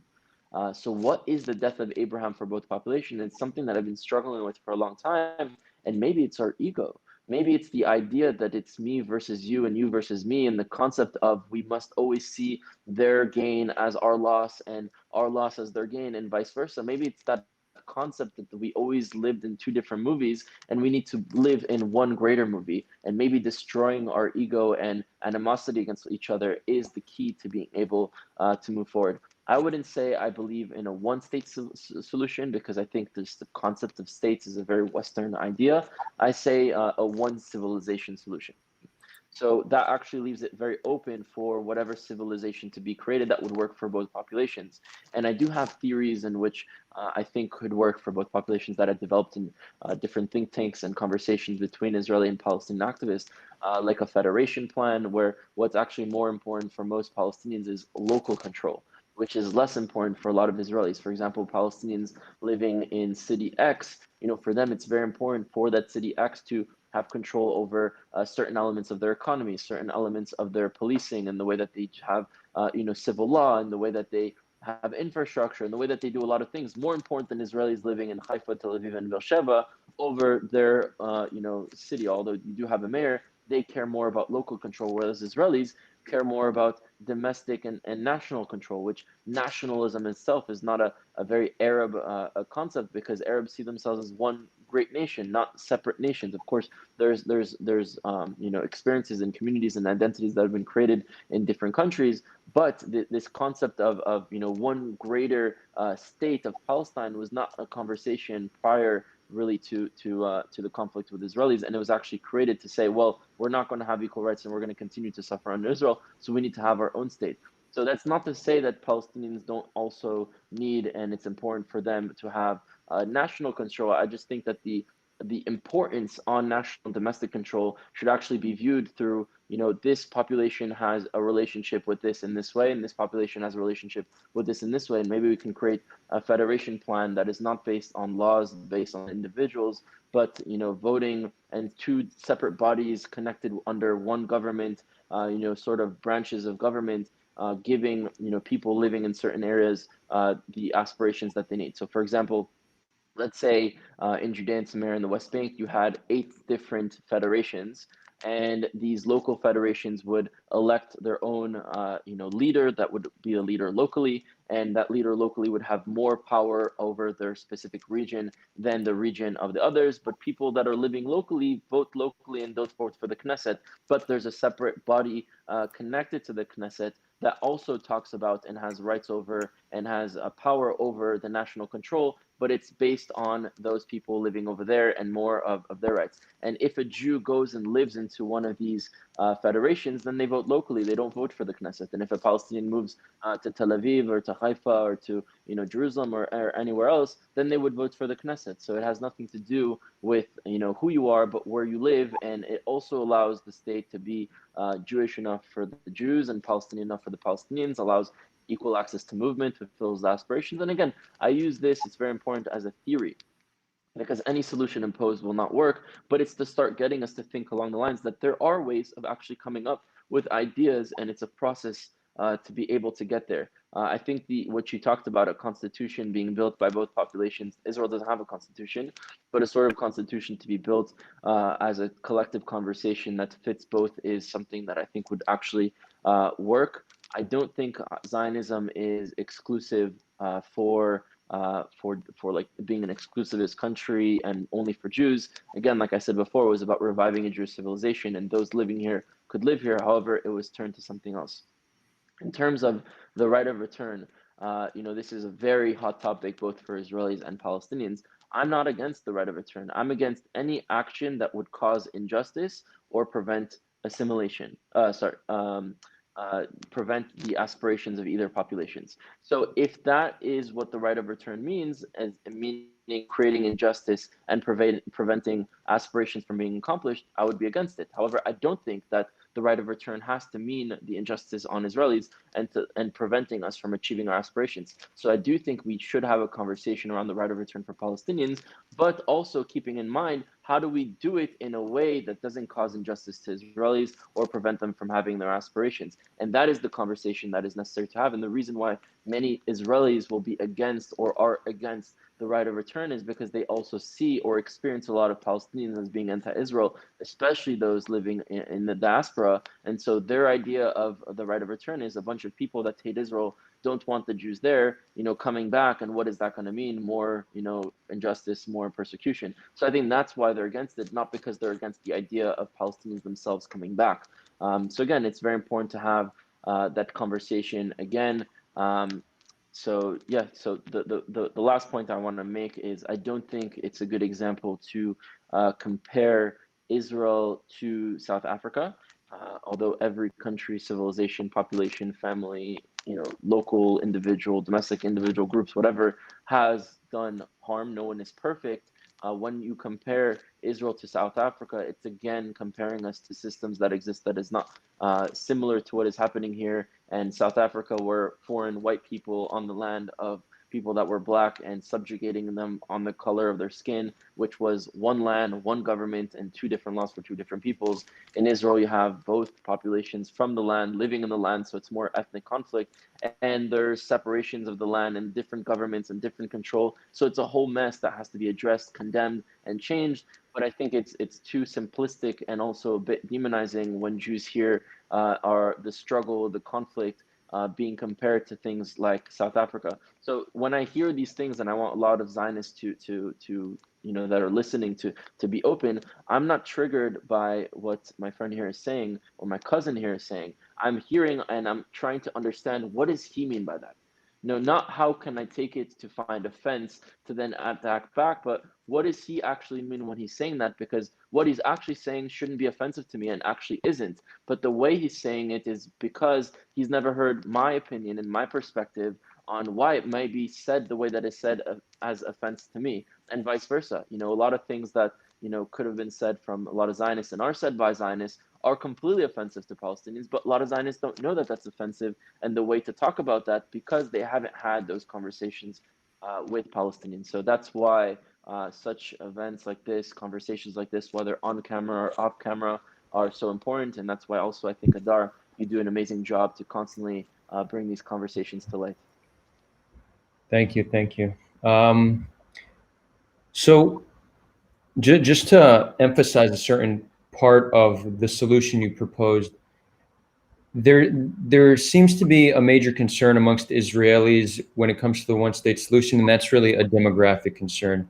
And it seems like Palestinians have a concern that as the minority, they will not have the right to govern their communities as they wish. So the solution you proposed, where Palestinians or certain areas of the land, they'll have much more localized control, but that will be instead of having a vote in the Knesset, which is Israel's government. So that seems to alleviate both concerns, both the demographic issue and giving Palestinians true independence in their communities. But Right. they would still also have national control. There would be a separate governing body made of those leaders of the federation that would also have national control, but it would be, checks and balances. You would have more local, less national. Okay, You have more national, less local. Cool. So, Marwan, can you see Palestinians agreeing to something like that? Can you see that idea gaining traction amongst Palestinians? So I think that right now, the majority of Palestinians would tell you that they're living in a one-state reality. They just don't have equal rights. This is a very big consensus. And I think that a lot of Palestinians have also become disillusioned with the prospect of two states and are kind of understanding, that the two-state solution is not going to fulfill their national aspirations. I think that, what we call occupation and what you would not call occupation is at the root of the problem. because with the continuation of an occupation and the continuation of the injustices that are committed daily that the Palestinians go through, then it's hard for us to think of peace unless we keel over it basically and say you won. Which brings me to my next point. I think that by kind of seeking to apply full Israeli sovereignty over this piece of land and calling it Israel, for us, I don't think that would be something that's acceptable, because we would just see it as the total, in a sense, destruction of our own identity, which is why I think that it's important to maybe think outside the box a little bit and think of, okay, what if we created, a state that was called, for example, the state of Jerusalem. This is something that I talk a lot about with my friends and just with people that are interested in this. I think that the state of Jerusalem kind of can act as a sort of unifier between both. And you can still be Israeli, you can still be Palestinian. These are, the nationalities, the ethnic nationalities. However, you would be citizens of the state of or the state of Jerusalem. And I think that for us Palestinians, creating this new sort of governance system with a federation. I do agree with the federation system, to be honest, but I don't think that calling it Israel would make sense for Palestinians, and I don't see how they would agree to that.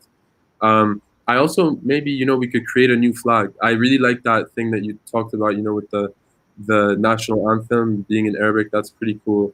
But yeah, I would love to get your take, Rudy, on,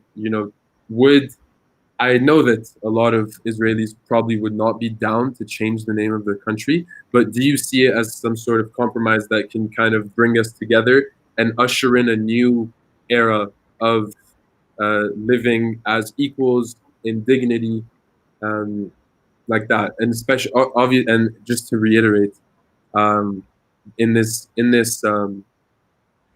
new world, new system, I think that there cannot be these checkpoints and these walls. This is something that's obviously not going to help the situation in any sense. There needs to be leaders, I think, that talk about, building a future together instead of, a Palestinian state and Israeli state, which does no justice, I think. But what do you think about the state of Jerusalem, maybe?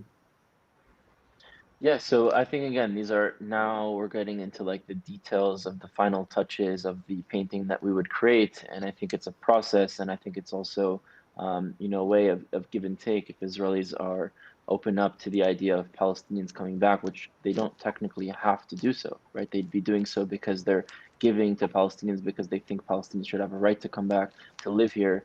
I think Palestinians should be also open to the things that Israelis may need, which is the connection to the name. That's something that I don't think would ever happen, that Israelis would reject or give up on, just because for 4,000 years this has been the land of Israel, and we know it as the land of Israel, not just because recent history or history from other populations, but for us this is something that's very important.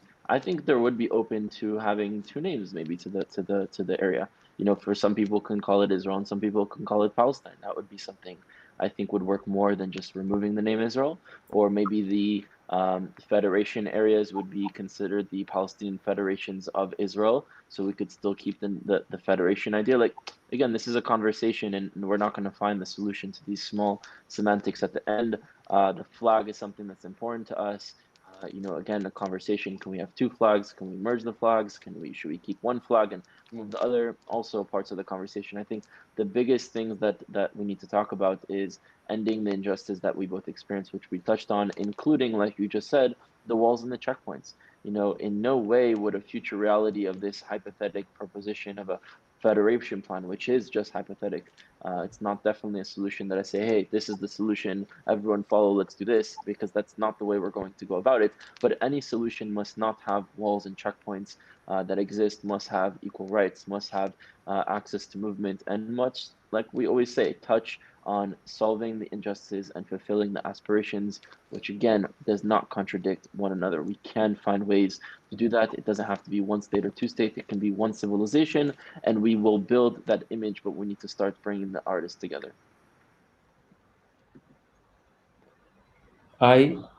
So Marwan, it's an interesting dilemma. The name, the flag.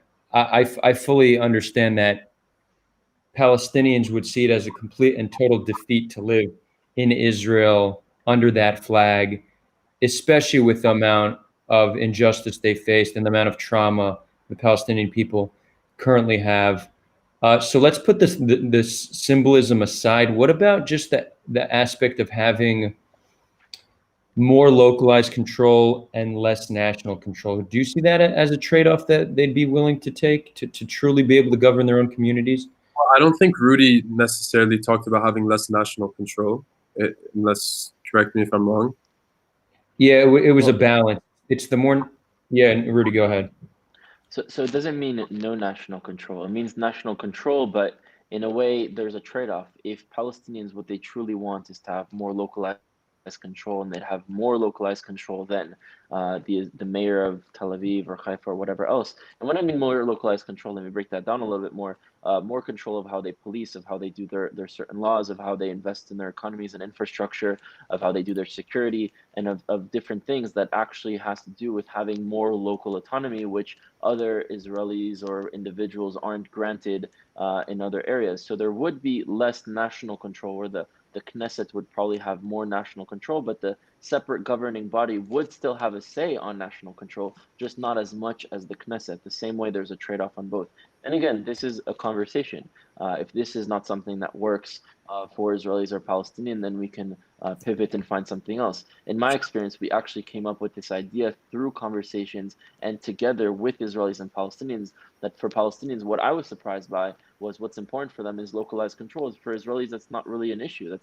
We don't really ever have a conversation of the mayor of Tel Aviv or the mayor of Beersheba or the mayor of Tzfat don't have enough control over that region. That's not something that we ever talk about, but that is a conversation happening between the Palestinian communities, that there is, rivalries between them, and they, a lot of people living in Hebron, Palestinians, not only hate Bibi because of the status quo, but hate Bibi because he actually agreed on making Hebron under the Palestinian Authority, which they don't want to be under a collective Palestinian Authority. They want to have more national, like individualized and local control. So that's something to take into consideration. And how can we do it in a way that, again, allows it to be a Jewish enough state for the Jews and a Palestinian enough state for the Palestinians?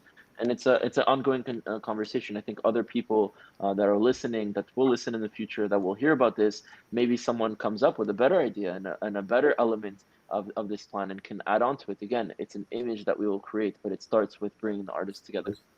Marwan,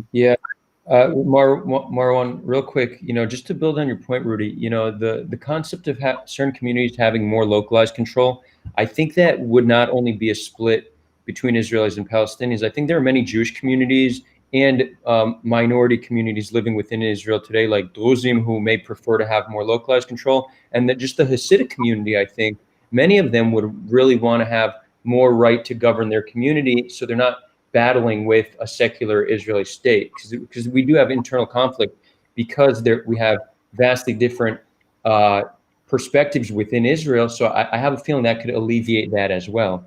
So just putting that out there. Yeah, I like that, but I think that before we get to the aspect of localized control for Palestinians, I think that the main problem with the status quo is that we do not have, in any way, shape, or form, equal rights. And we have been disenfranchised, and we have been suffering since 1917.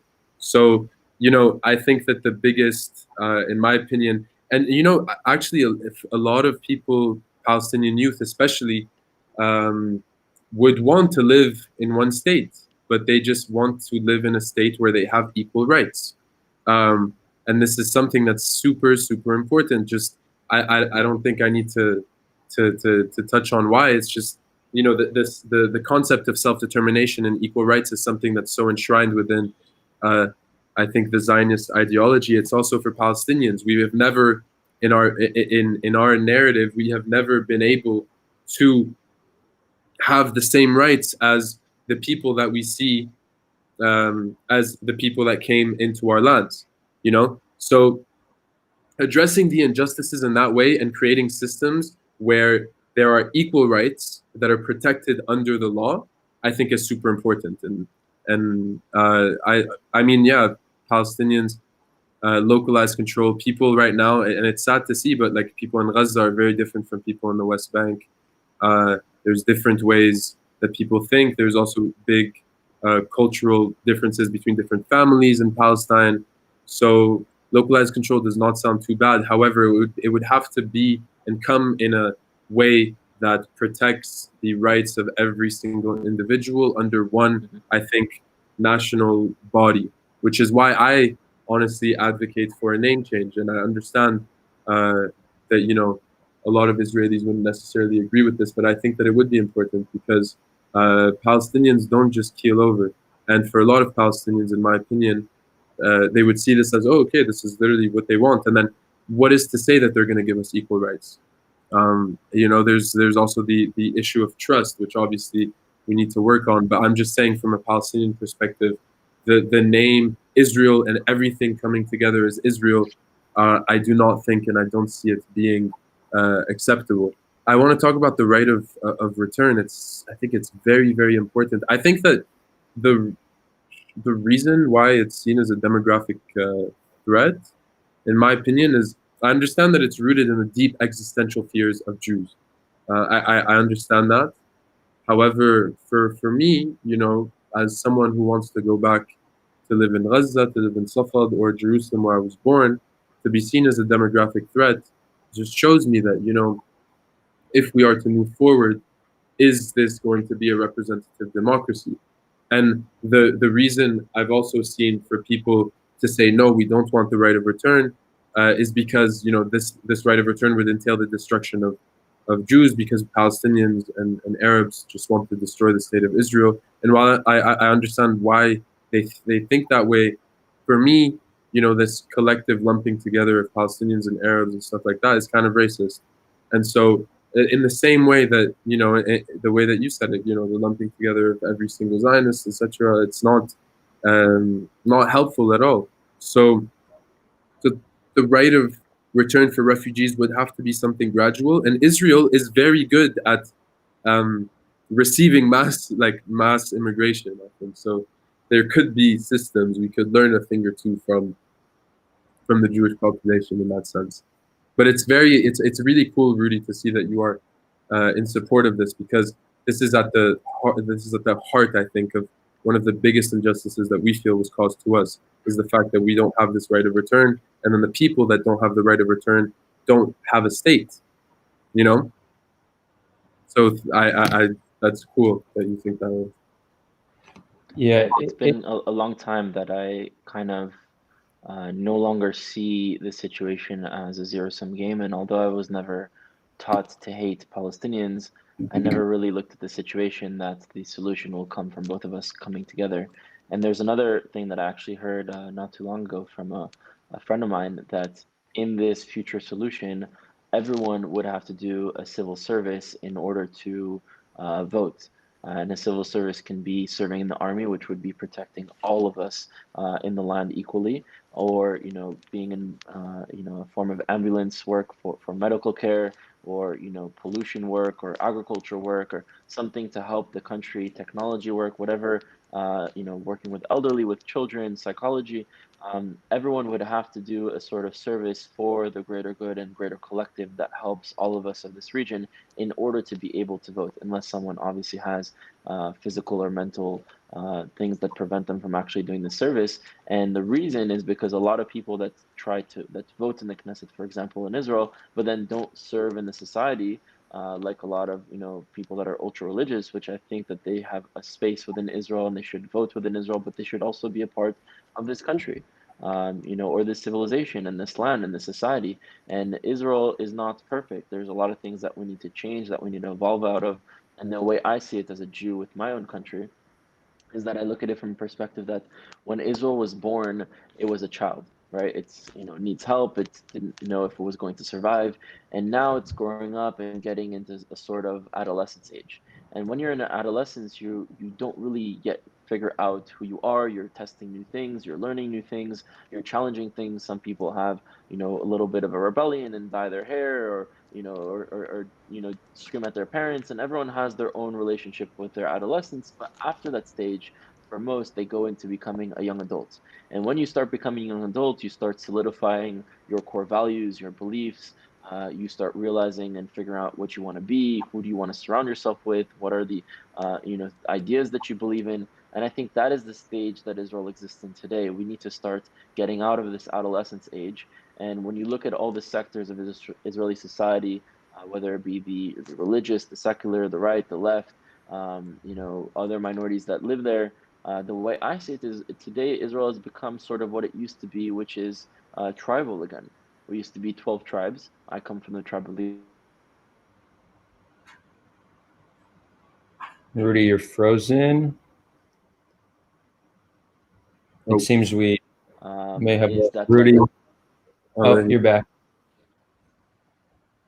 where did I get cut off? Tribes. We lost tribe, the tribe you're from. Okay, so we're sort of like ideological tribes today, and when Judea was destroyed, it's sort of like the right took important issues, the left took important issues, the religious took important issues, the secular took important issues, other minorities can be seen also a part of this image that took important issues, and the real image is the collection of all these puzzle pieces coming back together to create a greater image. Whereas if you look at the left of Israel, they care more about rights, and humanity and justice. And if you look at the right in Israel, they care more about security and identity. Why do these things have to contradict? If you look at the religious people in Israel, and they care more about a higher power that we're connected to, which is important to preserve and to keep, the cultures, the elements, being a better person, the values of being Jewish, what that means. And you look at secular Jews, which some of them may have that as well, but secularism is also about being really interconnected with the rest of the world. And you look at extreme secularism, extreme religious, it's like they care about math and science, and they care about the Torah and their culture. And again, why do these have to contradict? You can learn math and science and still believe in Hashem and in your culture, and you can care about human rights and justice and still care about security and identity. And we've been divided really by a system, which is the Knesset, which it in itself, I think, has to change. This British parliamentary system that doesn't work in Israel, even regardless to the situation with Palestinians. We have elections every single few months, and coalitions that break, and the politicians that sit in the Knesset focus on how do we have short-term accomplishments rather than moving strides on the long term, because at the end of the day they have another election in the next 4 years or earlier if the coalition breaks. So they say, okay, well, I can try to change the status quo for the Israeli-Palestinian conflict, but that's going to take many years, so I prefer invest my time into things that I can have quick gains on in order to be reelected. And it becomes about staying in power to get reelected on the short term rather than using your power to actually change what you were elected and what you set out to do on the long term for the peoples. And so I think the system, even in the Knesset, should change. And again, that's part of a larger conversation that we should have that we never had, not amongst Jews in 1948, and definitely not amongst Israelis and Palestinians in 1948. Great. So Wait, can I say something? Just make it quick because I want to move to questions. Of course, Rudy. Do you do you recognize that ultimately the ball is in Israel's court more so than the Palestinians, in the sense of coming to a solution? Just in terms of the asymmetric relationship between and the power dynamics, because obviously a peace process or a peace solution will have to include the lifting of the occupation. So how do you see Israel taking it upon itself? Because you talk about more responsibility. So what is the role of Israel in that sense, as opposed to us Palestinians? Yeah, or lifting of the status quo and conflict that we exist in. But the way I see it is the government does have more power and thus more responsibility. But unfortunately, the way the government is structured and runs itself and the people that are sitting there, I do not think, unfortunately, the answer is going to come from the government.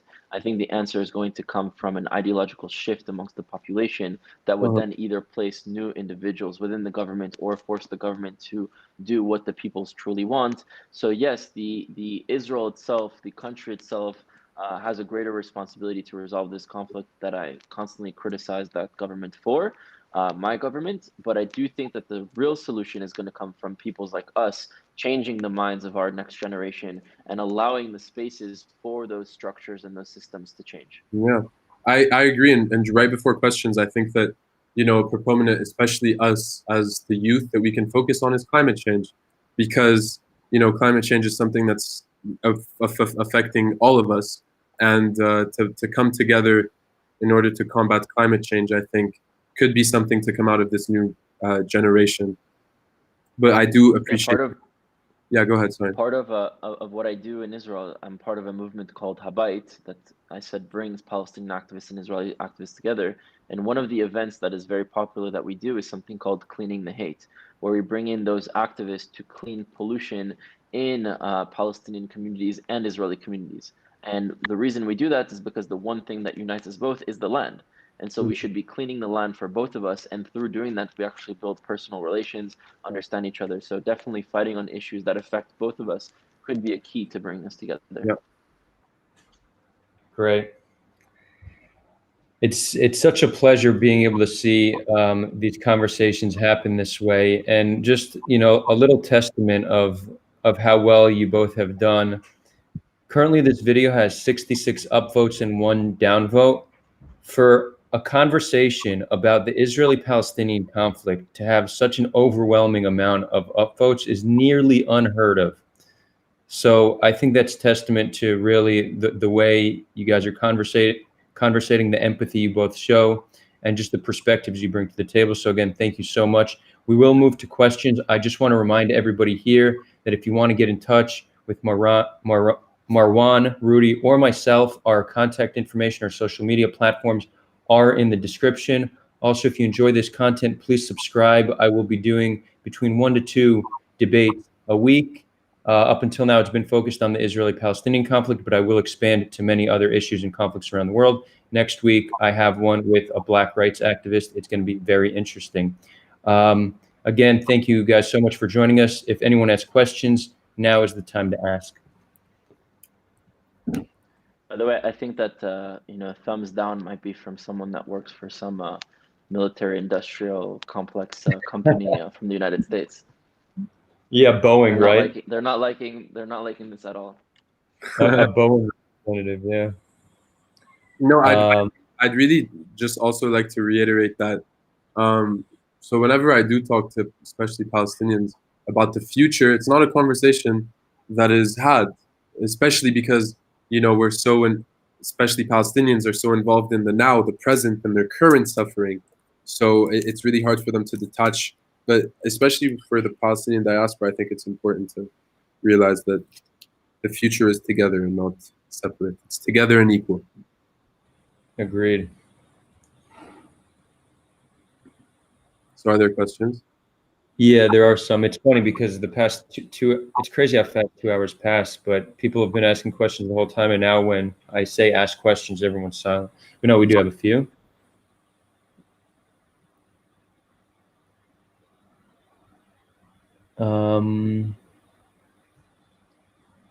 Okay, there we go. You can see you guys will see the question pop up on the screen. This is by Or Shitrit. Thank you for the question. I have a question for Rudy and Marwan. How do you see the common culture of those two peoples in one country? How can the differences between cultures and religions fit together? That's a great question, Or. I have a point to make, and then Rudy, you can obviously answer. I think that, in a sense, cultural homogeneity is important, right? Because some things we might not agree on, but sometimes I see this argument kind of used in a sense to dehumanize one another, in the sense that for us Arabs, we'll say like, oh, you know, Jews are this and that, and then the Israelis would be like, or the Jews would be like, oh, but the Arabs are barbaric, blah, blah, blah. So if you really look at it, the cultures are very similar, to be honest. We have these cool dances, you know, the music is pretty similar also as well. But I do recognize that I think it takes time. I think it takes education also. I think it takes learning about each other's cultures. I was never taught about Israeli culture, but I think that once you start to appreciate it for what it is and not necessarily see it as a threat or as the antithesis to your own culture, then there can be the start of the creation of a new culture even. That's what I have to say. Yeah, so I think we have many more similarities than differences. So when it comes to the culture, the language, right? The warmth that we have, the respect of the elderly and our parents, the hospitality that we have, the passion that we have, even being loud, that's not something very Western. A lot of Westerners come into a situation, excuse me, can I wait in line? And, Israelis and Palestinians and Middle Easterns, no, yallah, and a lot of people find that to be rude, but it's more honest. It's straight up. They're expressing their emotions and not hiding their emotions. So that's something very Middle Easterner that I think we can all connect to. The way I look at that question is it's not only when it comes to Israelis and Palestinians, it's also how does the whole world in itself connect to each other and understand each other and respect each other and connect to the similarities and the differences. And the way I see the entire world is we're one human body. And each nation is its own organ. And within each organ, there are cells and there are molecules and there are atoms and there are many things that make up that one body. But it is one body made up of many different things. And for the organ, let's say, that exists within this region, you have different cells. And although, some cells do this, some cells do that, and it's a part of the organ as a whole. And that's the same thing when it comes to our families. I have three younger brothers, and we're not all the same. We have many similarities, but we don't all have the same passions and sometimes we have different even ideas and values in some families. So I think the Middle East needs to see itself as one big family, a Semitic family, and a family that has so many things in common, but that can also accept the differences that exist. Can I just add one more quick point? Yeah, sure. So I have a tattoo here that says Al-Quds Lana, which means Jerusalem is ours. And I see, Jerusalem as a uniting point. I mean, you have three religions that coexist in this land, this little piece of land. And I think that gives me great hope in terms of, religions coming together and sort of accepting each other. Jerusalem. So is the ours all of us? All of us. It's not Palestinian, it's not Israeli, it's us as human beings, basically. Was that the intention when you got it, or has that evolved with time? No, it was that was the intention when I got it. Awesome. But the thing is, Al-Quds Lana was kind of a revolutionary cry when Trump announced that the embassy was going to move. But I see it more as no, Jerusalem should not be divided, in my opinion.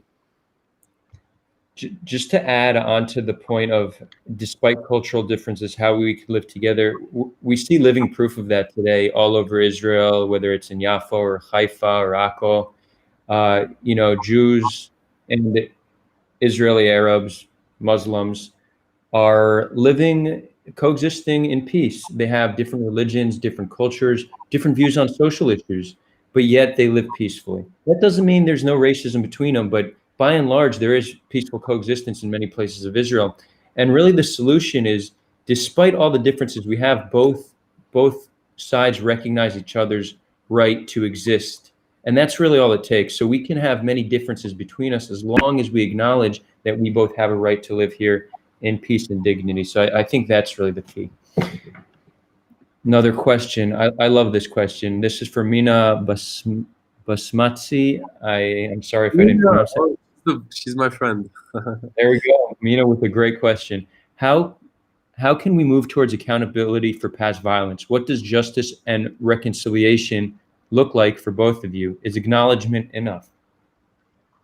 Rudy, you wanna talk about that? Sure. Acknowledgement is not enough.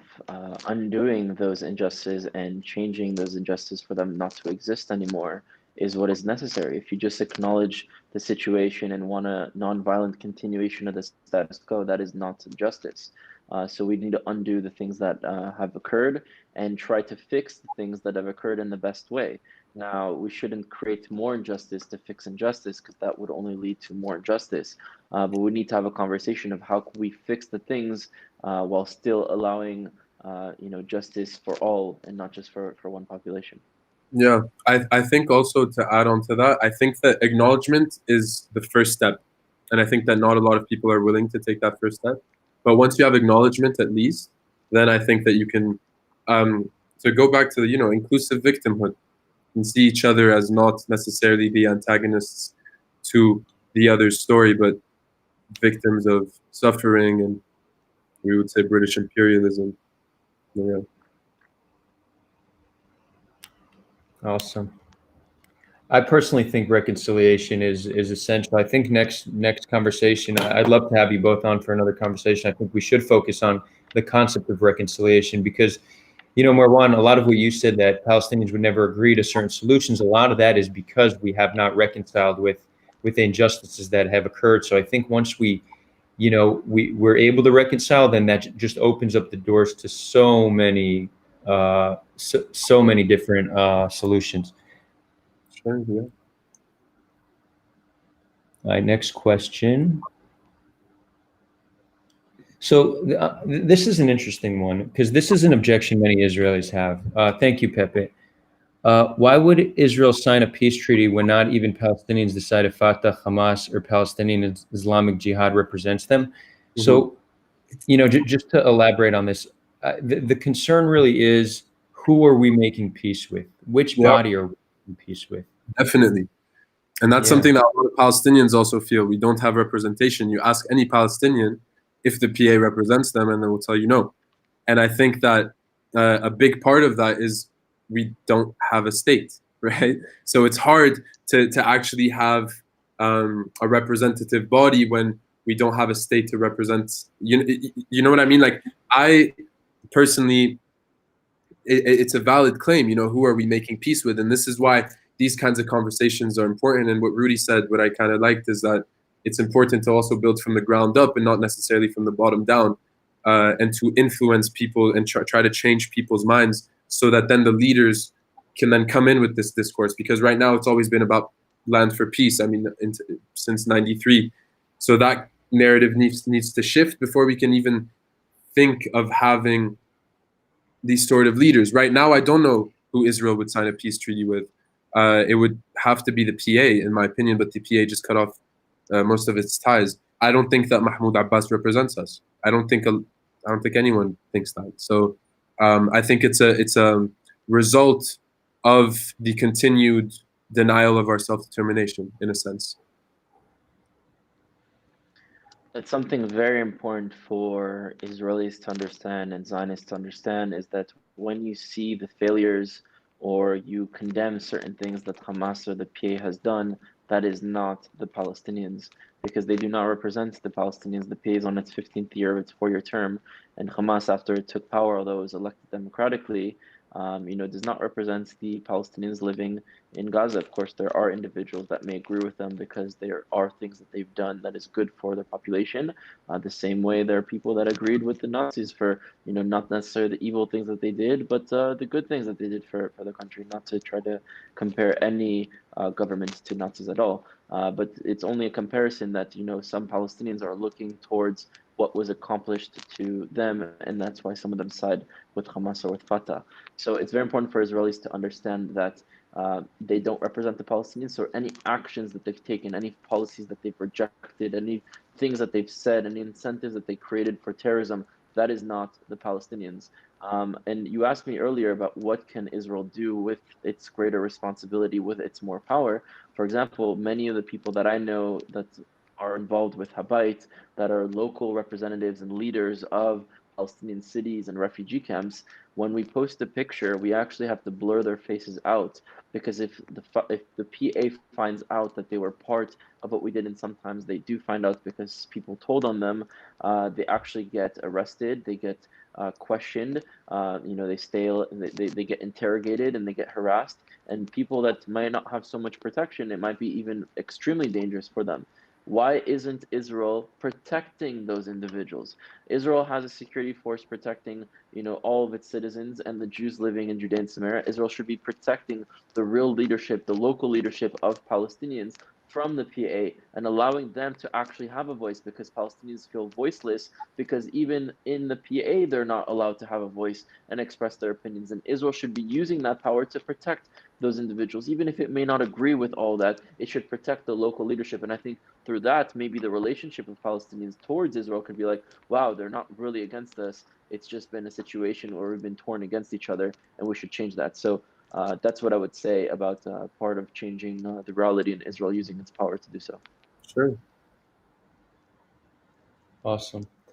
I guess we're on this topic, so I'm going to bring up this question because it's similar to what was mentioned. Mohammed, thank you. Who is most responsible for change at the moment? So, Rudy already spoke about this a little bit. I kind of want to chime in on this topic. So, when I look at conflict, I take a step. I try to take a step back from all biases, and I say, okay, what is the solution? What is the best way to solve this?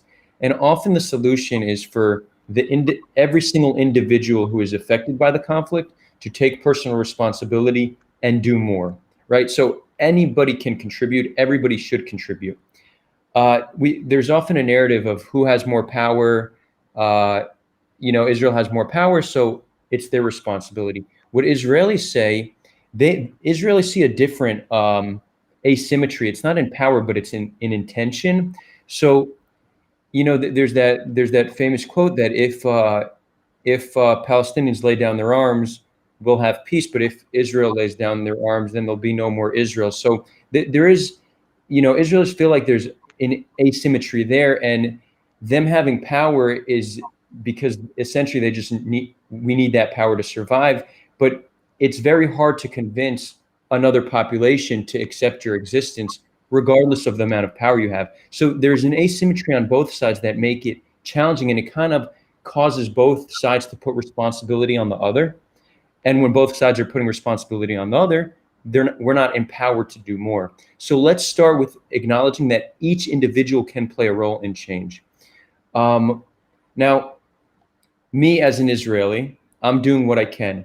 And when I see, let's say sometimes I feel like we don't have a partner for peace. The loudest voices don't acknowledge Israel's right to exist, and the ones who are acknowledging Israel's right to exist are either scared to speak out. This is a reality we need to deal with, and it's often demoralizing. But I don't let that take responsibility away from me. Say, okay, obviously it would be great if the Palestinians would all say, "Yay, we love you, Israelis. Let's live here together."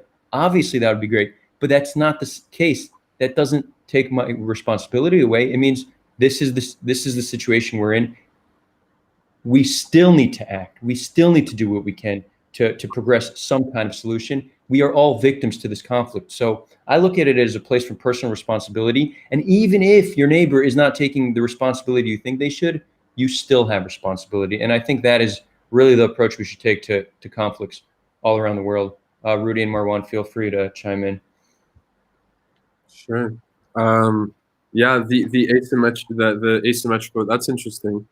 And I've heard that narrative, to be honest. But then the narrative on the Palestinian side, which I think is important to acknowledge, is that we would say, your homeland came at the expense of ours.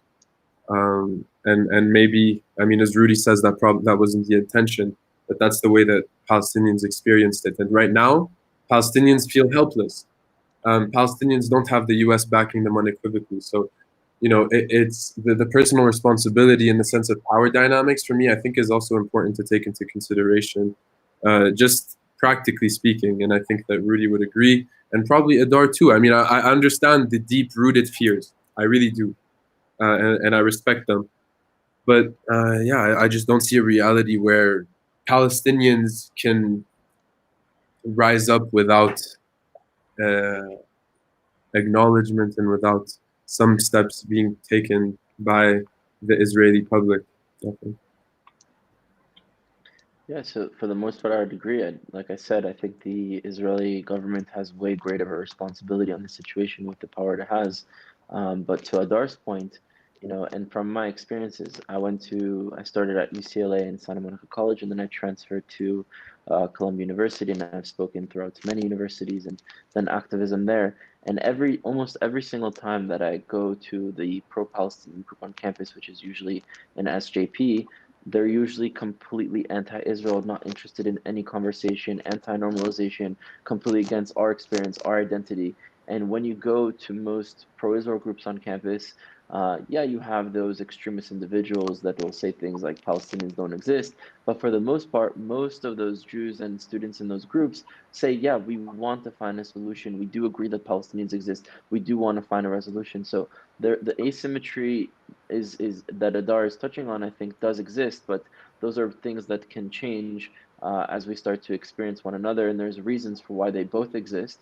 and there are ways that they can both change. And I think that's part of what we're doing in this conversation. Yep. Awesome. We'll do two more questions. This one also connected to reconciliation. What can the Israelis do to recognize their past and sympathize with the Palestinians? What can Palestinians do to quell anti-Semitism within their own communities? Thank you, Caleb. Great question. So I'll maybe answer Rudy. the first one, and you answer the one on for the Exactly. Palestinians. So for Israelis, we need to recognize the identity. We need to recognize the suffering, the past suffering, and the current suffering. We need to play a role in changing that suffering. We need to acknowledge the space and needed for Palestinians to talk about their rights and identity. We need to play a role to building a future together.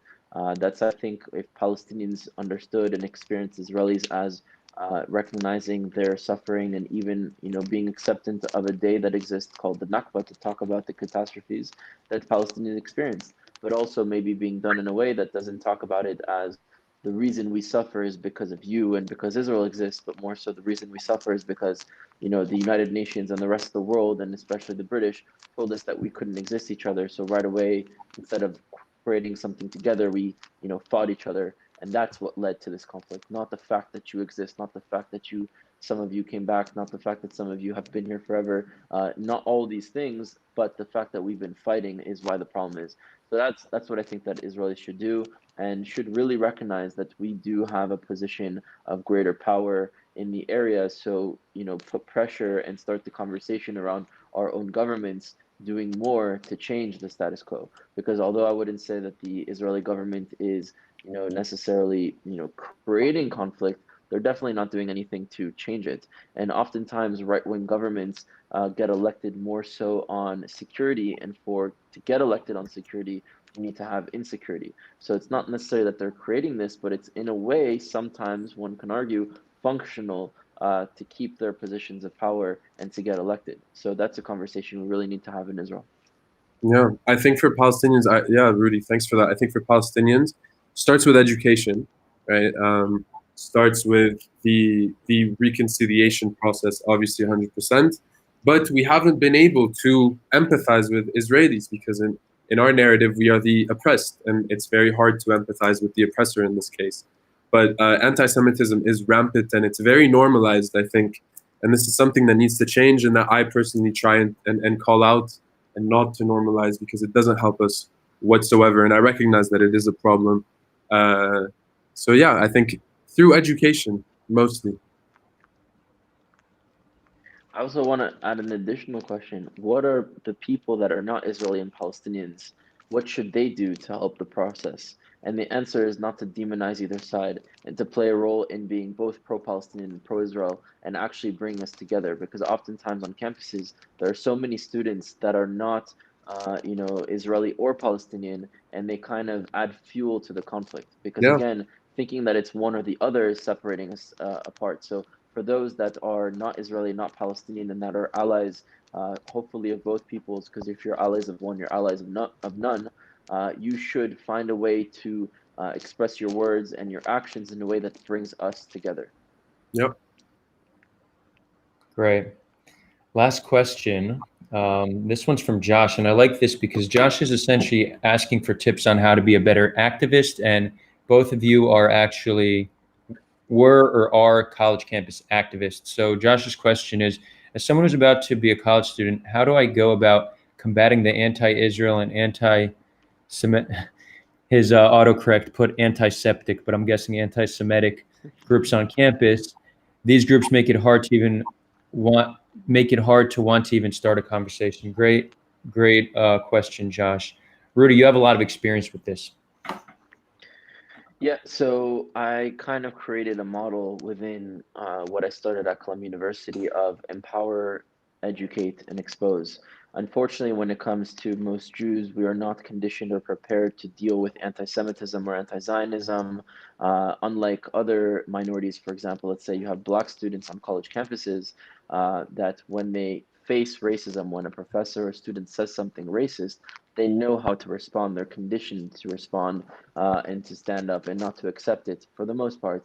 And most students that are not Black or of color are conditioned and prepared to stand in solidarity against the racism that they experience. This has been a shift in the pop culture that you can say maybe 70 years ago didn't exist. Not to say that there aren't systematic racism issues within America that need to be deconstructed, but the pop culture has definitely shifted. So why hasn't it shifted in the way for the Jews for people to condemn anti-Semitism? Well, when there's a case of anti-Semitism, the Jews put their heads down. Jews just accept it. So the empower element is to train Jews and allies to be ideologically and intellectually strong, how to talk about the story of Israel and the story of the Jewish people to the left and to the right, to do debate, to do public speaking, to build coalitions, and also to transcend certain narratives. A lot of the failures in our education has been not being exposed to the Palestinian identity and Palestinian narrative. So trying to fill the gaps of those conversations. We did an event at Columbia at least once a semester called Beyond Common Narratives, where we brought Palestinian activists from the land living there and Israeli activists together and showed, similar to what we're doing now, that we can find a way to move forward. So creating a space on this campus that you can be pro-Israeli and pro-Palestinian at the same time. The second E is to educate. So first empower, second is to educate. It's important to understand that when you're speaking to people, you need to be able to say the same thing that you believe, but in a language that is not antagonistic and in a language they can comprehend. For example, it's something that I touched on earlier. Even if, Marwan says something that I might feel offensive, I can comprehend that this is not his intention.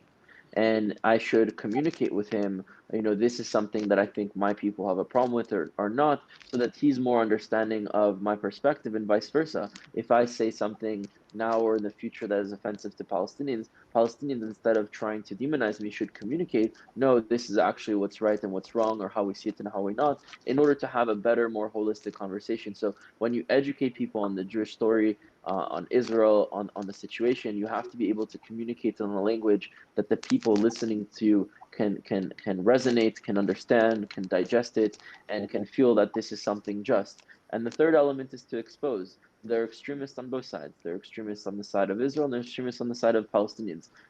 Fortunately, more often than not, they're hijacking the space that Israelis and Palestinians need to have these conversations. And so it's our responsibility as Israelis to expose those voices on the side of Israel and Palestinians to expose those voices on the side of their group on college campuses and call them out for not being willing to engage and them being part of the problem on both sides, and then starting doing events. Imagine a day where you had the pro-Palestinian group on a campus and the pro-Israeli group on a campus constantly being in coalition together and doing events together. And instead of passing resolutions of boycotting economically or culturally each other, but boycotting the foreign aid together and boycotting the structures that exist, and investing in communication and in relations and in living together and ending the injustices for all. Like one event saying we are against the status quo, that means the walls and the limitation of movement and the limitation of resources that exist against the Palestinians, and the limitation of movement that exists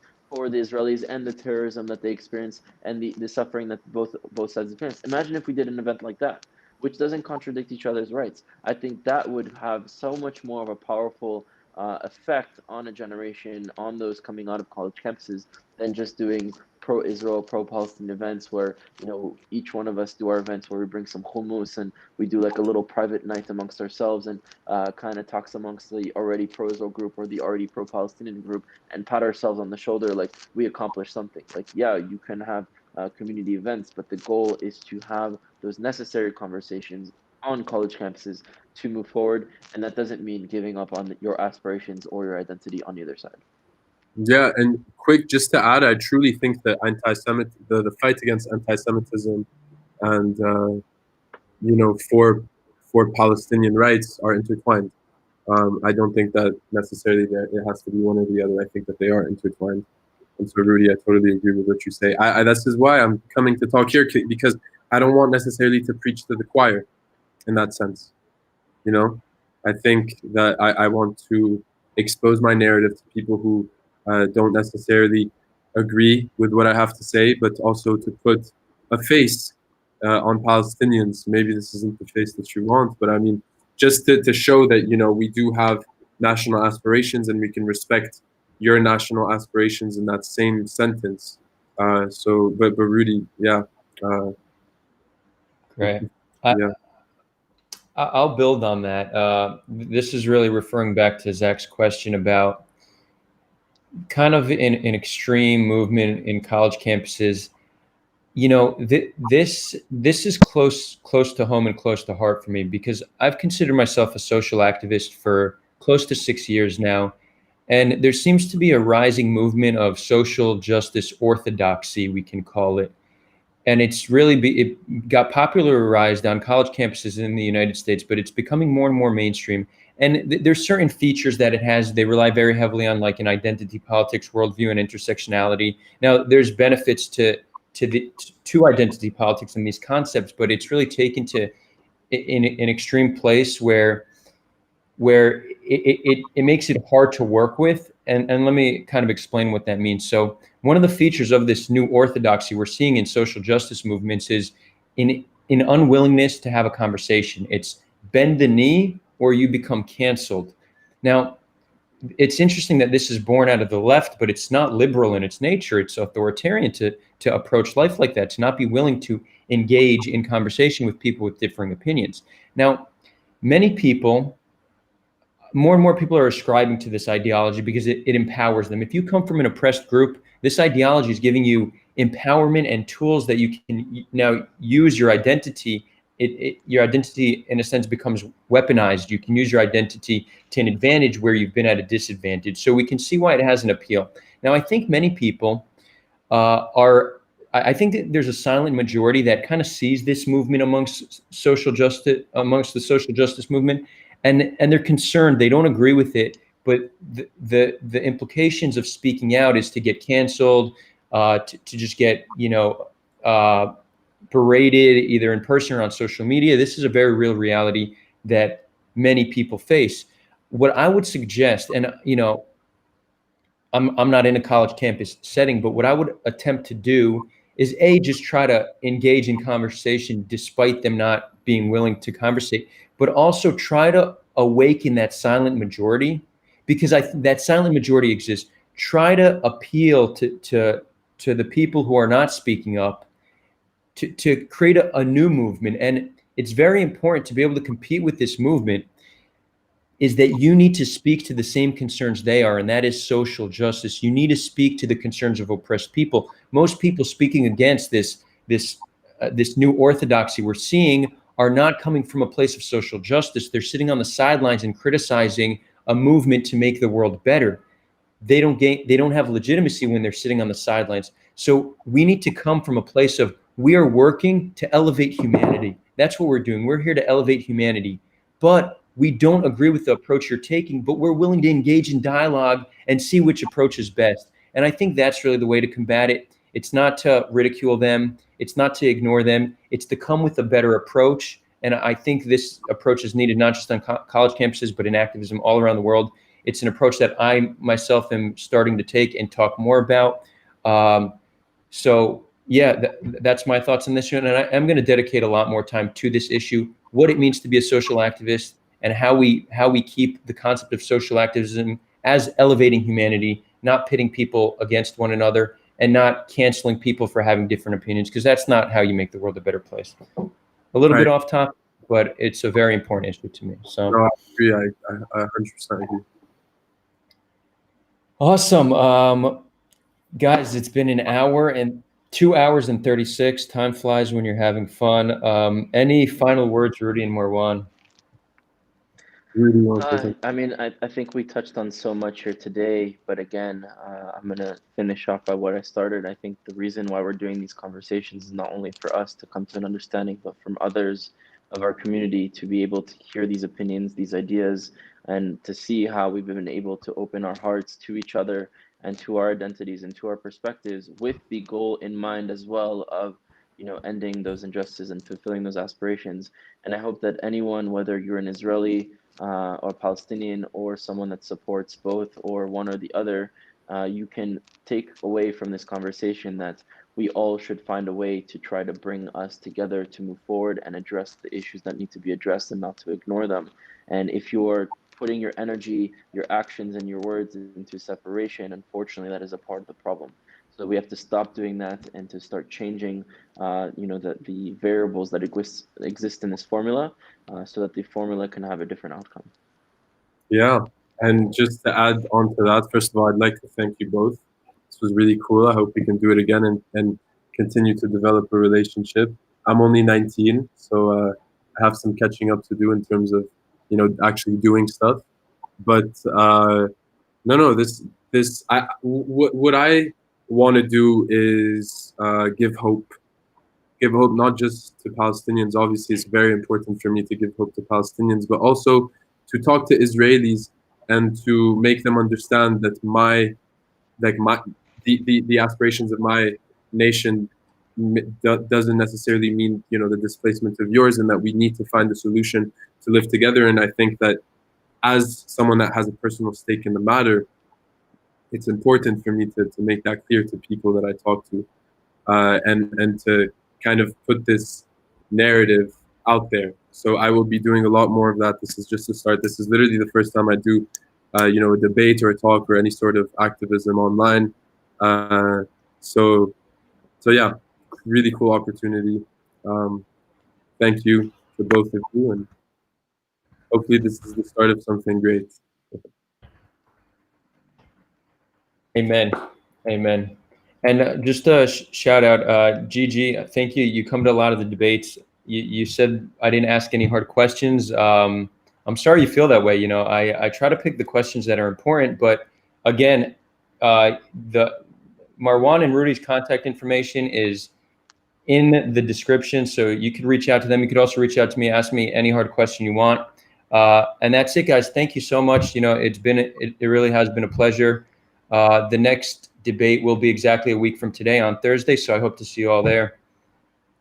مع السلامة.